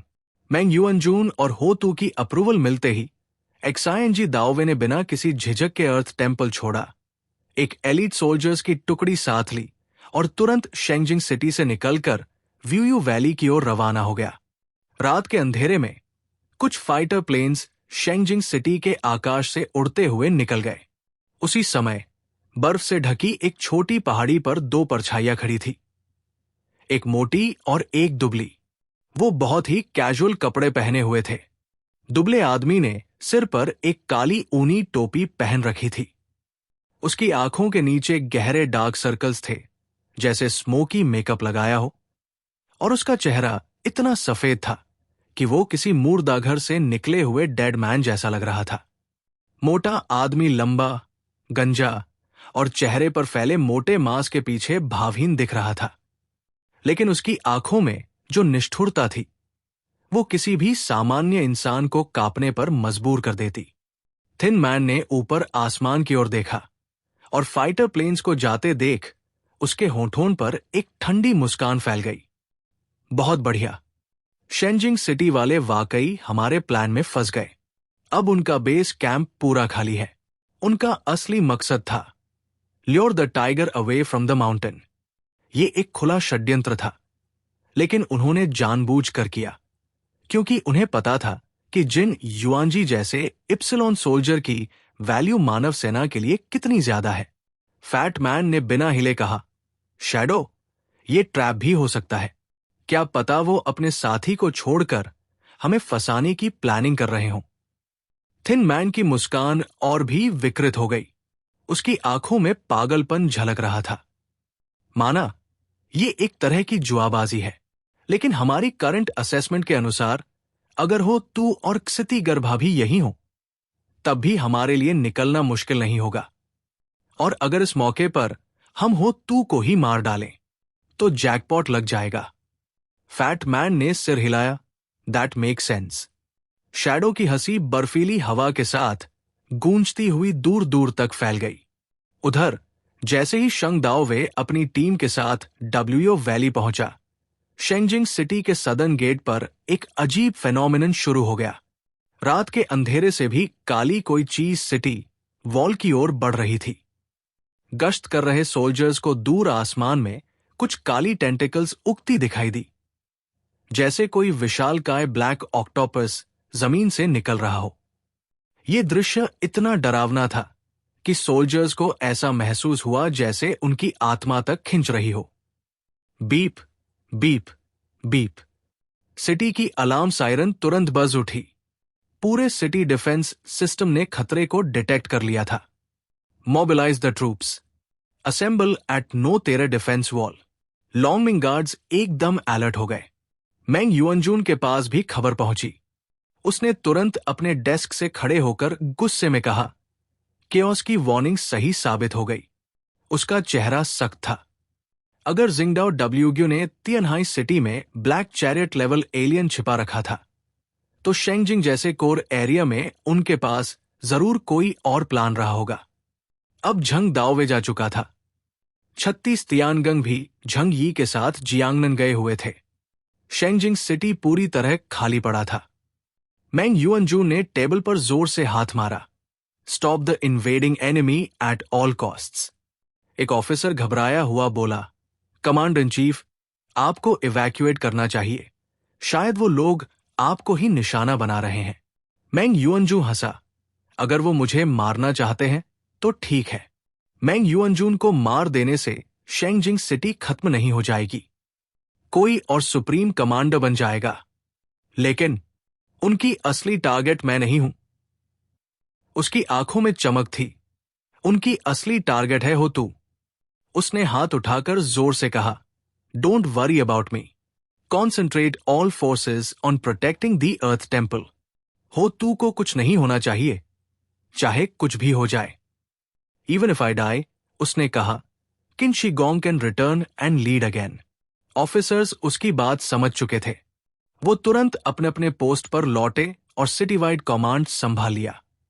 Sky track number 2, 5, 8, प्रतिबंध हटाओ। Space based weapons stand by mode में रखो। लव डेथ लॉन्च चेंबर खोल दो। लॉन्गमिंग गार्ड्स नंबर 1, 3, 9 फ्रंट लाइन से हटो और सिर्फ अर्थ टेम्पल की रक्षा करो। पूरी शेंगजिंग सिटी की लाइट्स जल उठीं, मानो रात नहीं बल्कि दिन हो। अर्थ टेम्पल के अंदर हो तूने अचानक सिर उठाया, जैसे कुछ महसूस किया हो।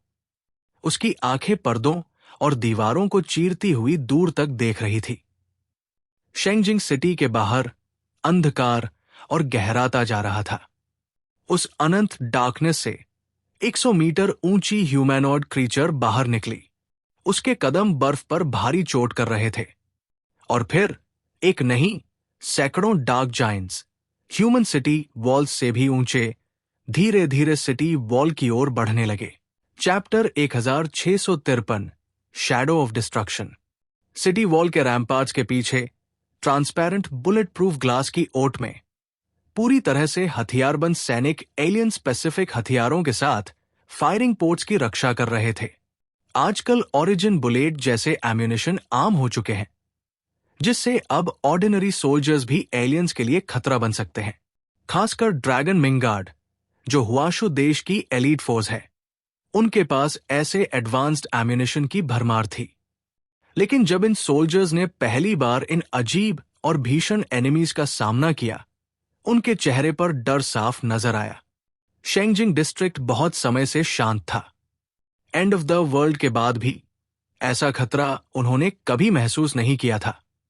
कई नए भर्ती सैनिकों के लिए यह डर पहली बार इतना वास्तविक लगा, जैसे मौत सामने खड़ी हो। पुल योरसेल्फ अप, एक बियर्डेड ऑफिसर ने कम्युनिकेशन चैनल में जोर से चिल्लाया।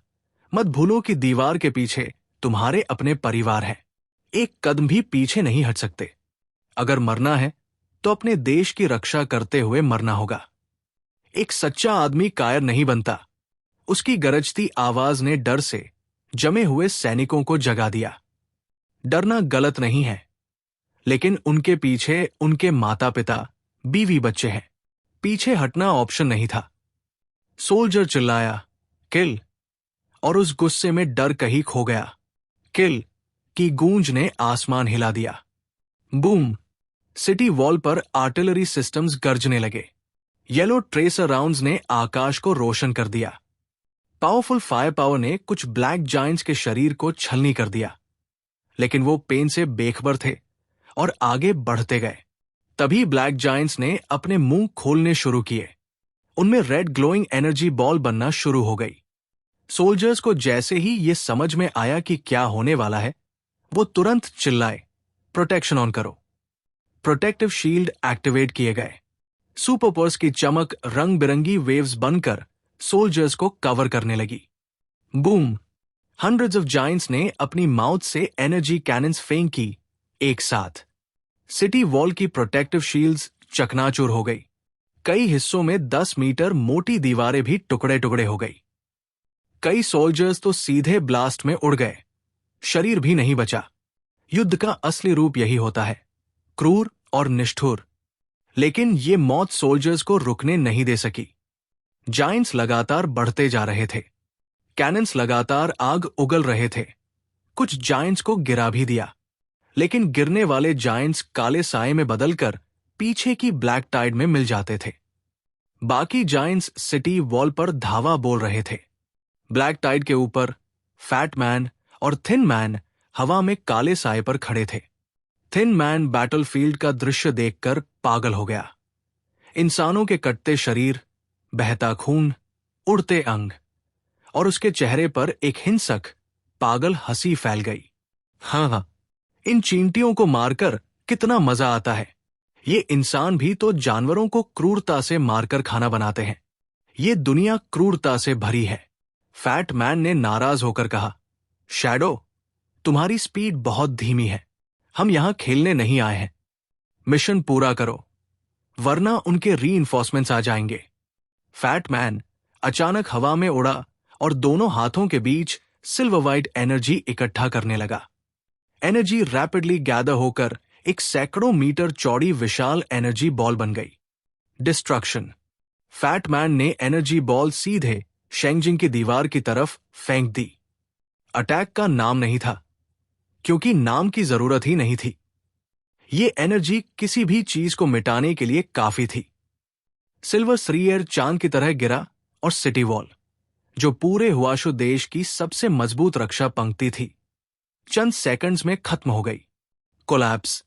ह्यूमन सोल्जर्स की बहादुरी उस स्तर की ताकत के सामने कुछ नहीं थी। ये वो अंतर था जो इप्सिलॉन क्लास एलियंस और आम इंसानों के बीच था। युद्ध के इस स्तर पर एक एलीट एलियन और एक ट्रेन सोल्जर में कोई फर्क नहीं। दोनों में वैसा ही अंतर था जैसा एक इंसान और चींटी में होता है। डब्ल्यूयू के 2 टॉप क्लास एलियंस ने मिलकर 1 मिनट से भी कम समय में शेंगजिंग सिटी की सदर्न डिफेंस लाइन पूरी तरह से नष्ट कर दी। जब यह खबर मेंग युअनजून तक पहुंची, वो एकदम सफेद पड़ गया। प्लॉप। वो कुर्सी पर गिर पड़ा। उसके चेहरे पर एक हारे हुए इंसान की मुस्कान थी। ये एलियंस का युग है।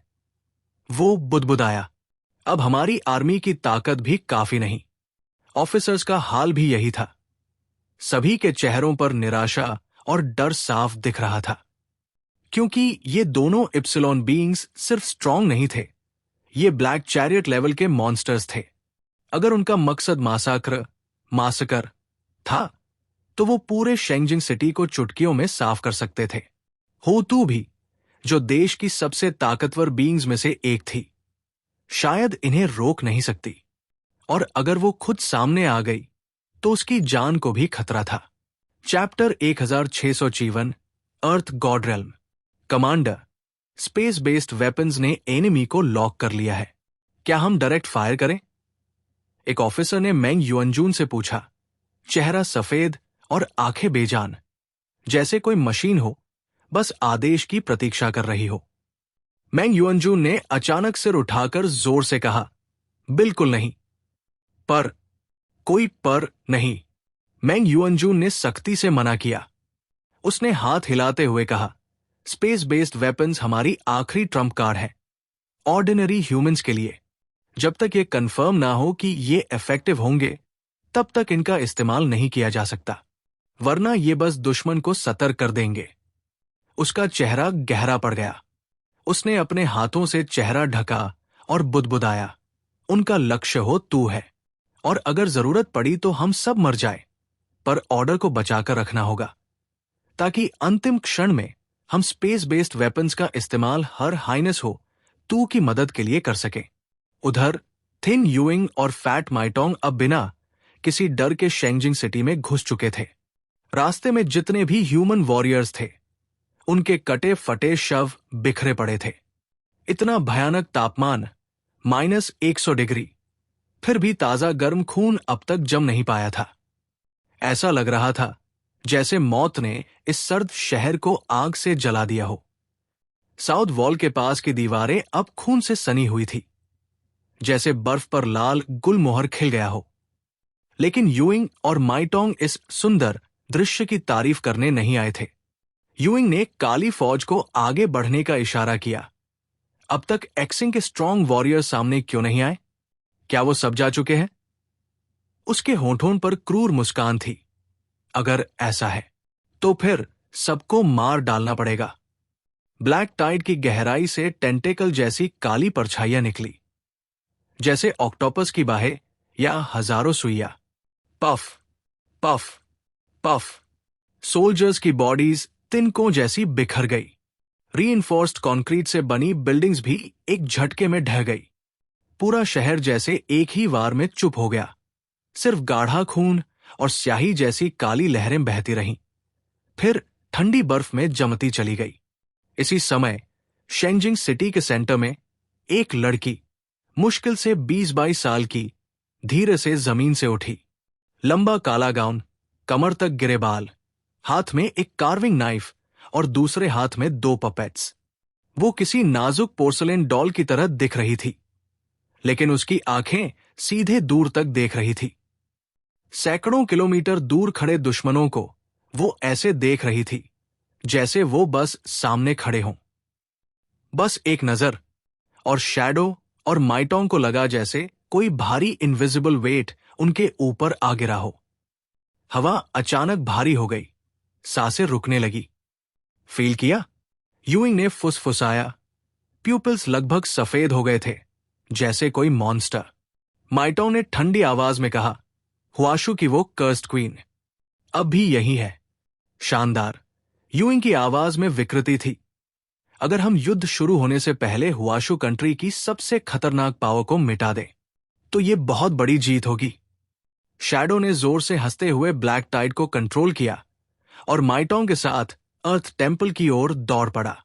अर्थ टेम्पल के बाहर हजारों फुली आर्म्ड लॉन्गमिंग गार्ड्स हथियार और सुपर पावर्स रेडी करके खड़े थे। तभी अंदर से एक आदेश आया, पैलेस मेड की आवाज में, हर हाइनेस हो, तूने आदेश दिया है। सभी सैनिक तुरंत इवैक्यूएट करें। अर्थ टेम्पल के 30 मील के दायरे में कोई नहीं रहेगा। सभी शॉक्ड रह गए। अर्थ टेम्पल शहर के बीचों बीच था। 30 मील हटने का मतलब था शेंगजिंग का पूरा सेंटर छोड़ देना। क्या हो तू अकेले उन दोनों ब्लैक चैरियट लेवल के दुश्मनों का सामना करेगी? लेकिन किसी ने आदेश पर सवाल नहीं उठाया। वो जानते थे उनकी मौत से कुछ हासिल नहीं होगा। अगर 36 टियान गैंग होते तो शायद कुछ डैमेज कर सकते थे। इसलिए सबने चुपचाप टेम्पल का इलाका खाली कर दिया। हो तू अर्थ टेम्पल के अंदर खड़ी थी। उसने धीरे से कहा, तुम लोग भी निकल जाओ।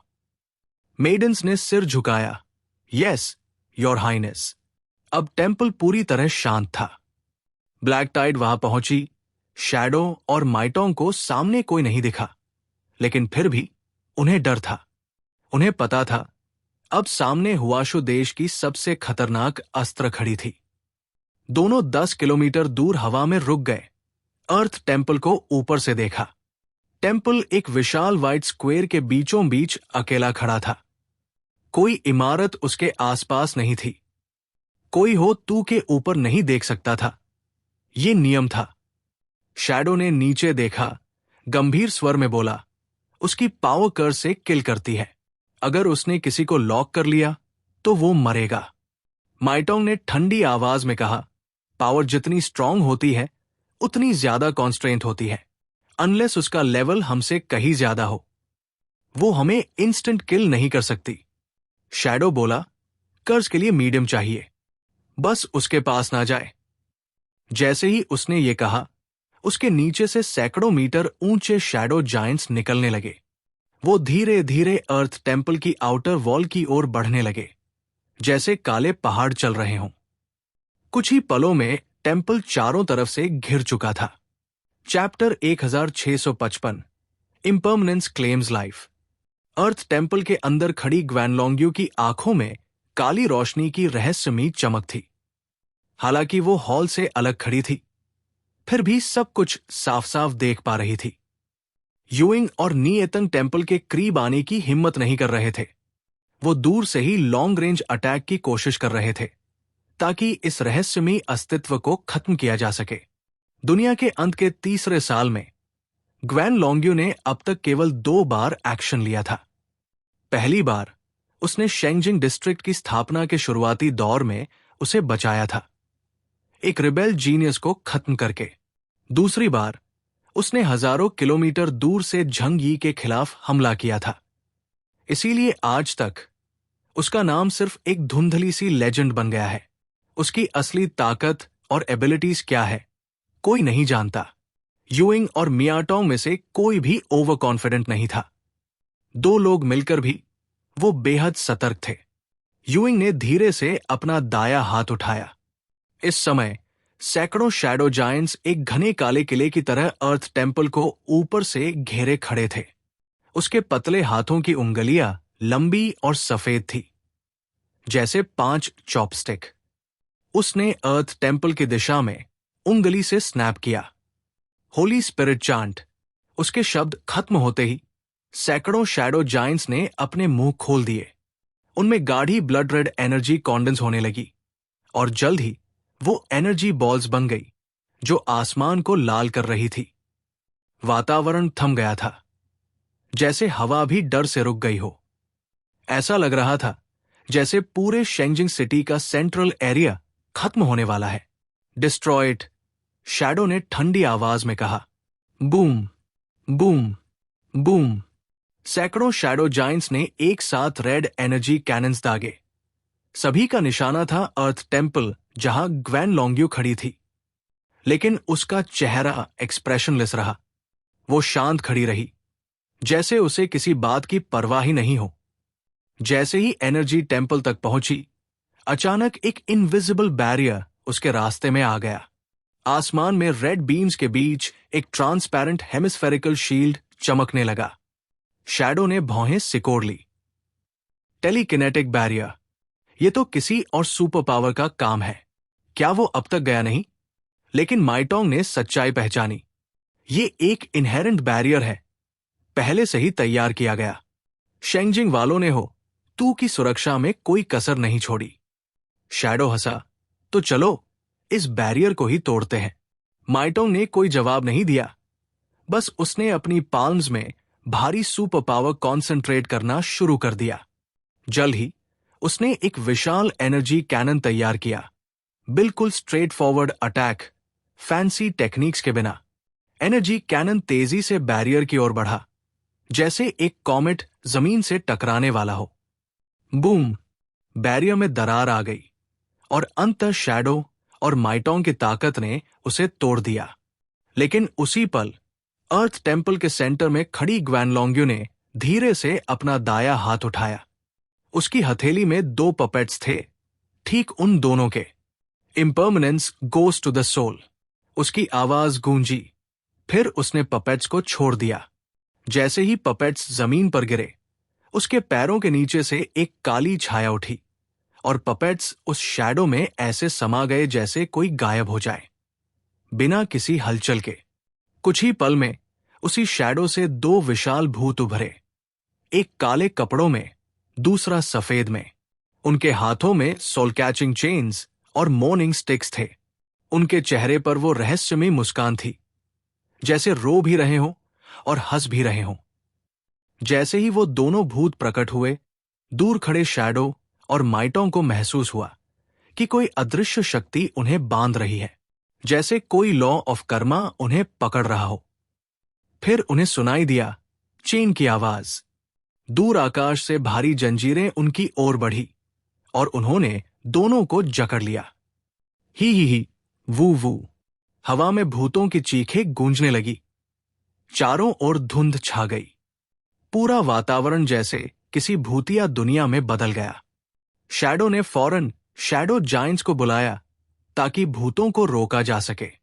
लेकिन ब्लैक एंड व्हाइट इम्पर्मनेंस उन सभी में से होकर सीधे निकलते चले गए। माइटोंग ने तुरंत अपने हाथों में एनर्जी कैनन तैयार किया और भूतों पर हमला किया। लेकिन भूत तो जैसे इल्यूजन थे, कोई असर नहीं पड़ा। कुछ ही सेकंड में इम्पर्मनेंस उनके पास पहुंच चुके थे।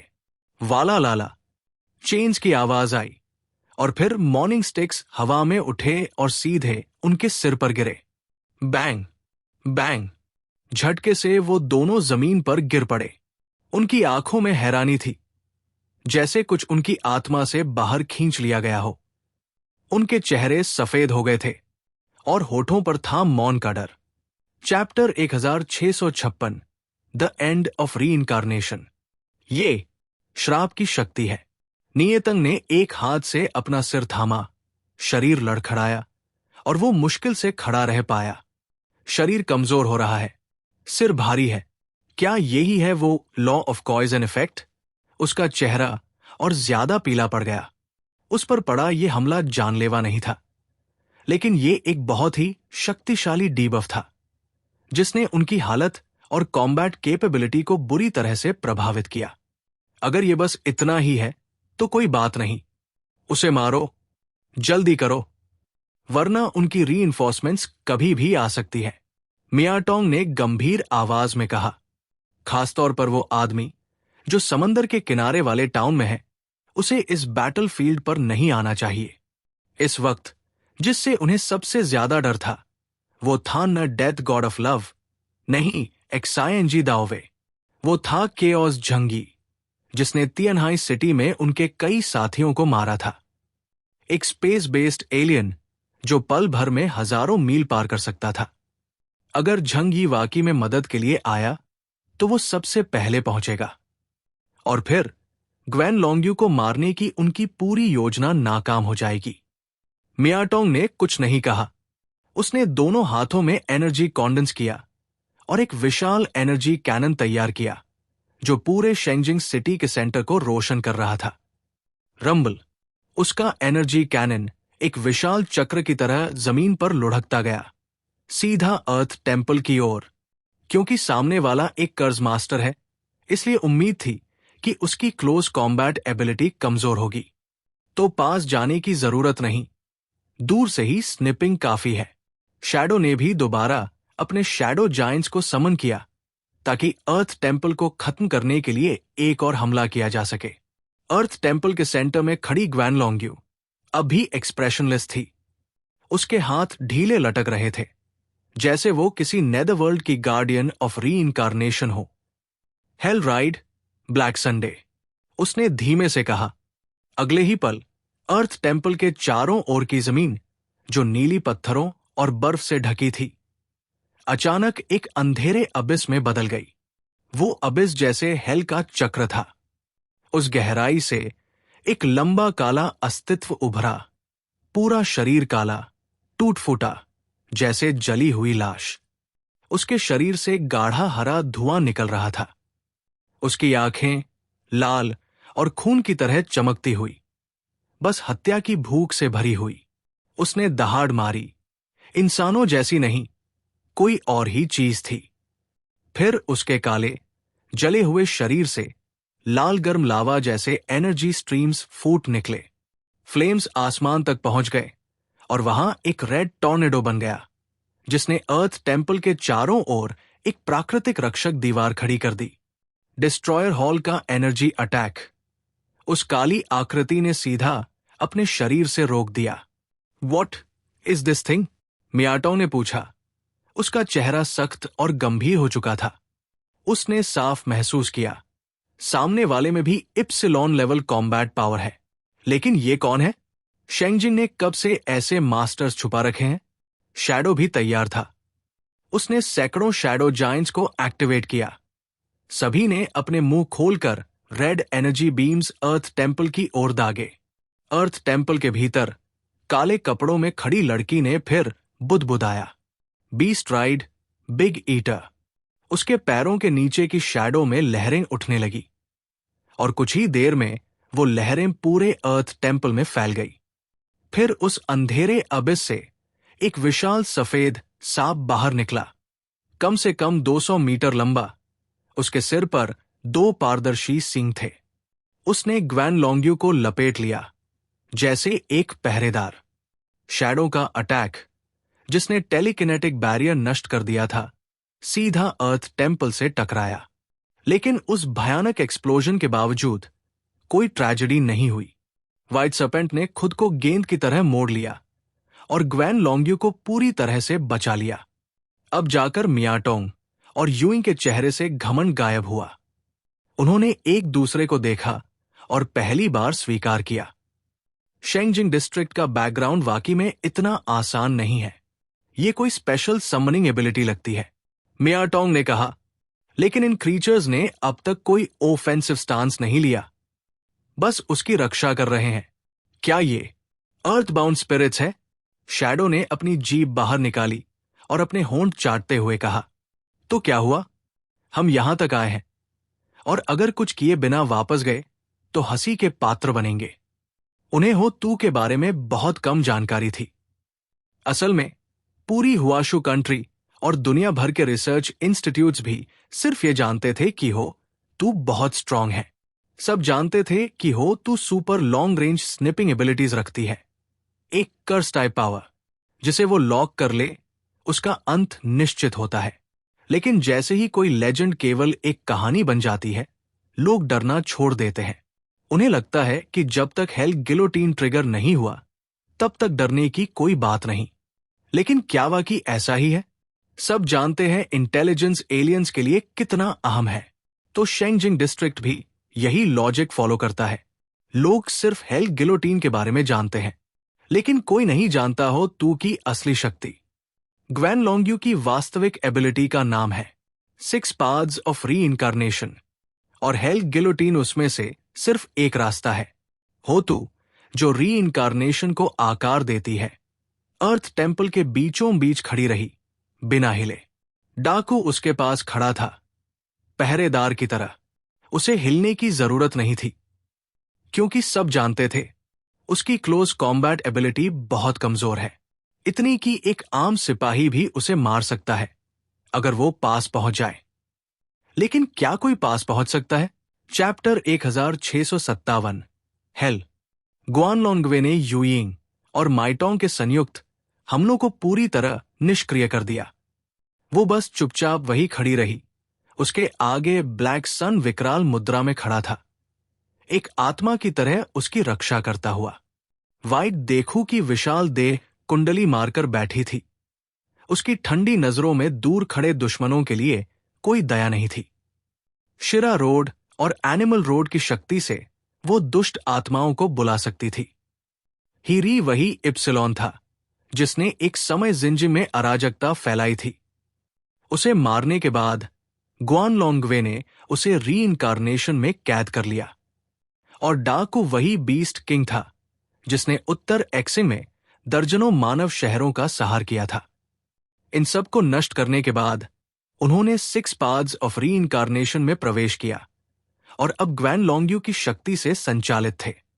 यही वजह थी कि एक्साइएनजी दाओवे निश्चिंत होकर चला गया। शेंगजिंग के नंबर 1 मास्टर को हल्के में मत लो। यूइंग और नी एतंग अब समझ चुके थे कि ये डीकैपिटेशन ऑपरेशन कितना कठिन है, लेकिन अब पीछे हटने का कोई विकल्प नहीं था। फिर भी चीजें पूरी तरह उनके खिलाफ नहीं थी। कम से कम एक्साइएनजी दाओवे जल्द वापस नहीं लौट सकता। पहले इन दोनों समन्स को खत्म करो, यूइंग ने कहा। मुश्किल काम नहीं है, मियाटोंग ने शांत स्वर में उत्तर दिया। हीरी और डाकू के प्रकट होने ने उन्हें चौंकाया जरूर, लेकिन उन्होंने तुरंत परिस्थिति का विश्लेषण किया।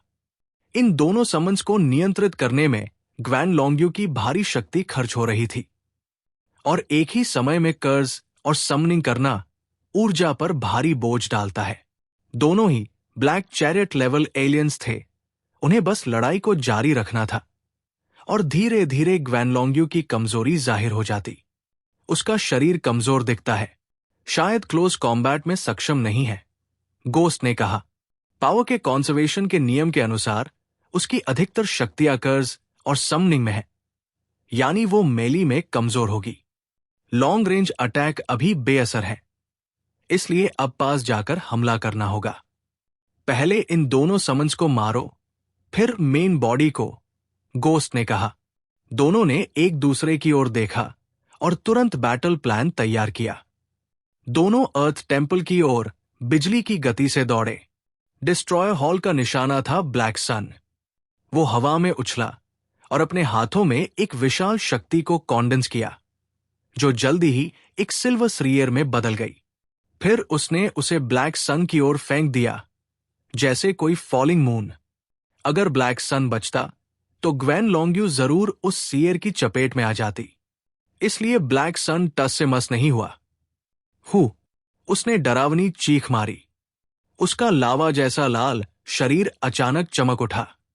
रेड फ्लेम्स आसमान तक उठीं और सिल्वर मून से टकरा गई।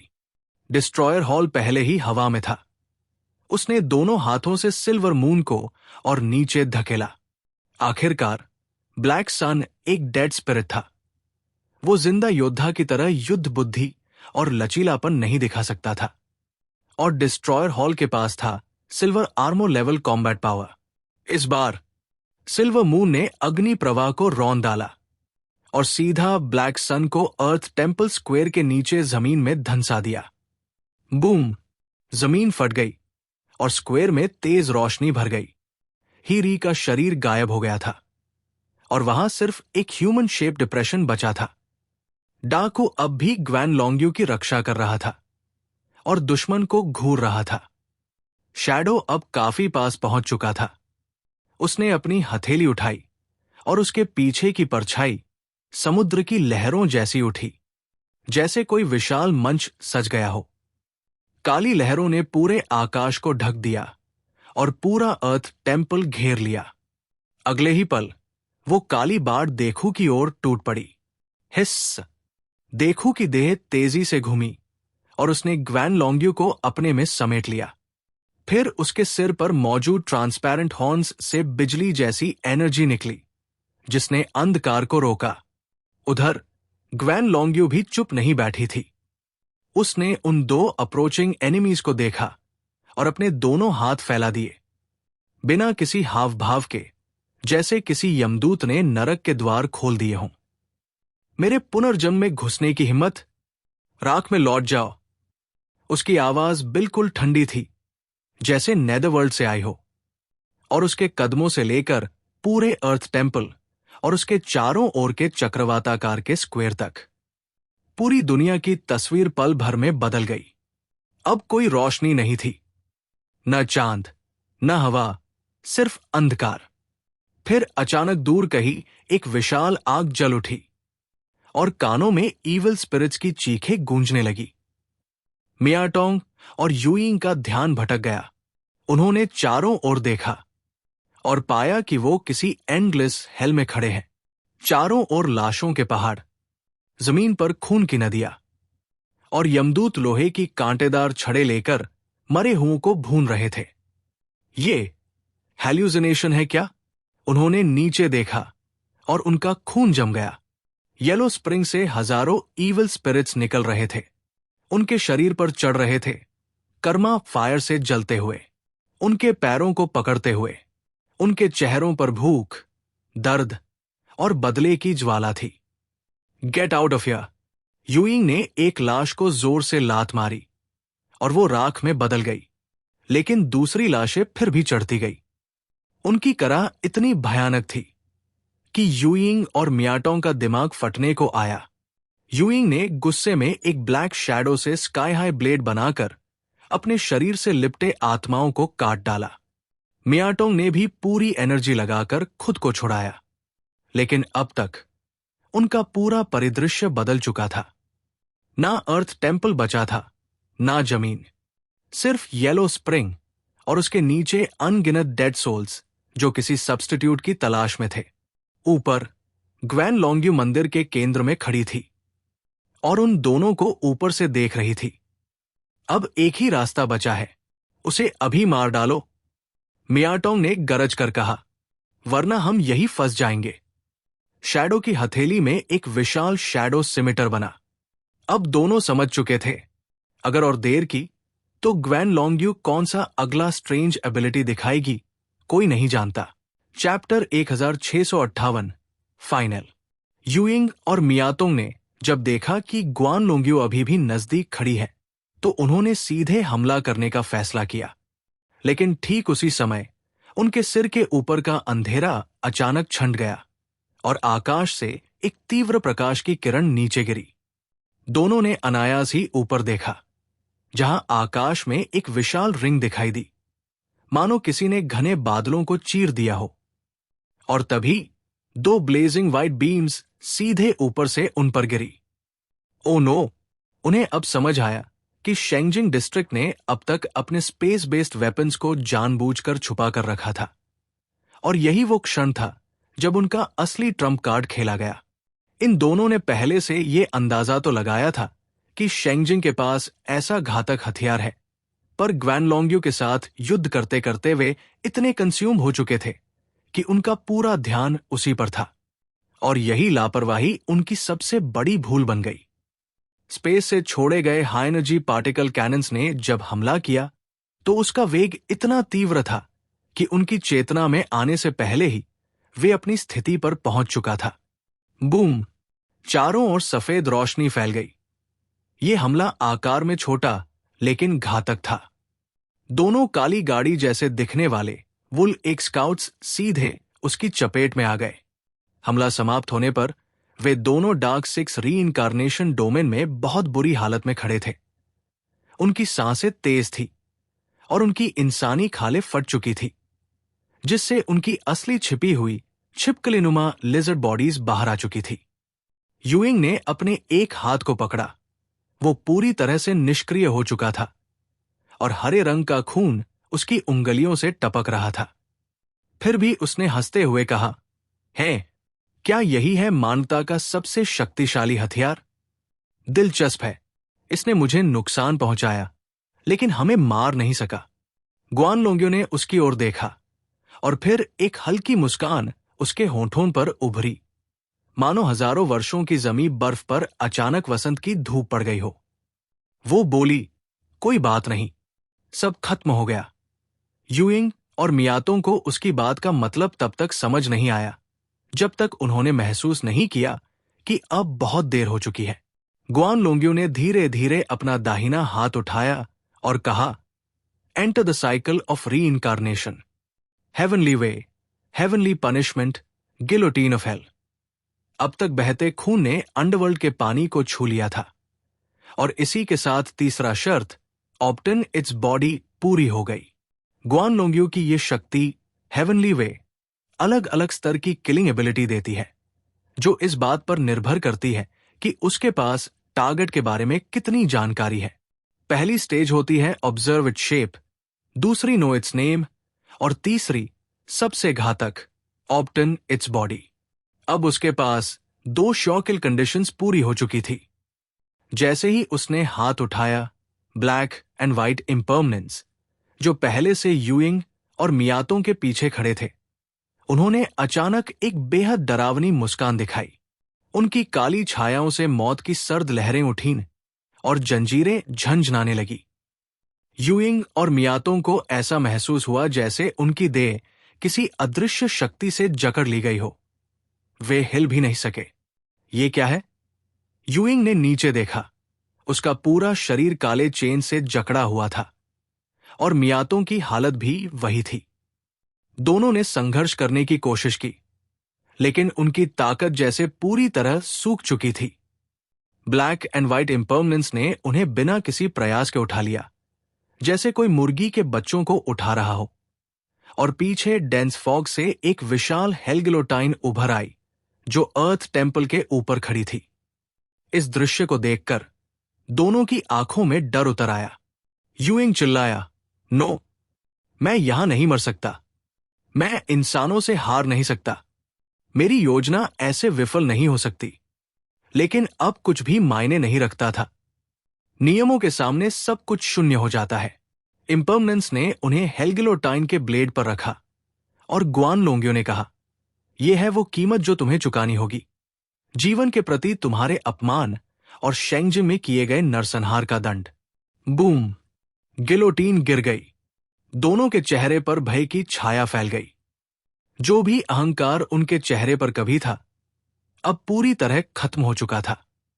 पल भर में 2 ब्लैक चैरेट क्लास एलियंस की गर्दनें उड़ गई।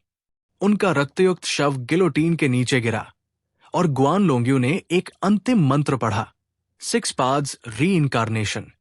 अजूरा enters my way. It is difficult to escape for 10,000 life times. Use the curse to turn the soul general and the remaining body will return to my life. शवों को yellow spring की लहरों ने निगल लिया। वे अबिस की गहराइयों में समा गए। क्षण भर बाद 6 रीइंकार्नेशन का दृश्य समाप्त हो गया। अर्थ टेम्पल फिर से उसी नॉर्दर्न किंगडम की ठंडी और वीरान दुनिया में लौट आया। लेकिन अब केवल वही जमीन बची थी जहां ग्वानलोंग्यो खड़ी थी। बाकी सब कुछ नष्ट हो चुका था। पूरा शेंगजिंग शवों से भरा हुआ था। गुआन लोंग्यू ने आकाश की ओर देखा, अपनी आंखें धीरे धीरे बंद की। उसने उन सबकी पीड़ा को महसूस किया जो इस युद्ध में मारे गए। उसने जाना कि ये अंत नहीं है। जब वुल एक एम्पायर वास्तव में आक्रमण करेगा, तभी मानवता का सच्चा अंत शुरू होगा। अगर अब भी कहानी सुनकर लाइक नहीं किया है, तो अगली बार से बड़ी वीडियो नहीं आएंगी।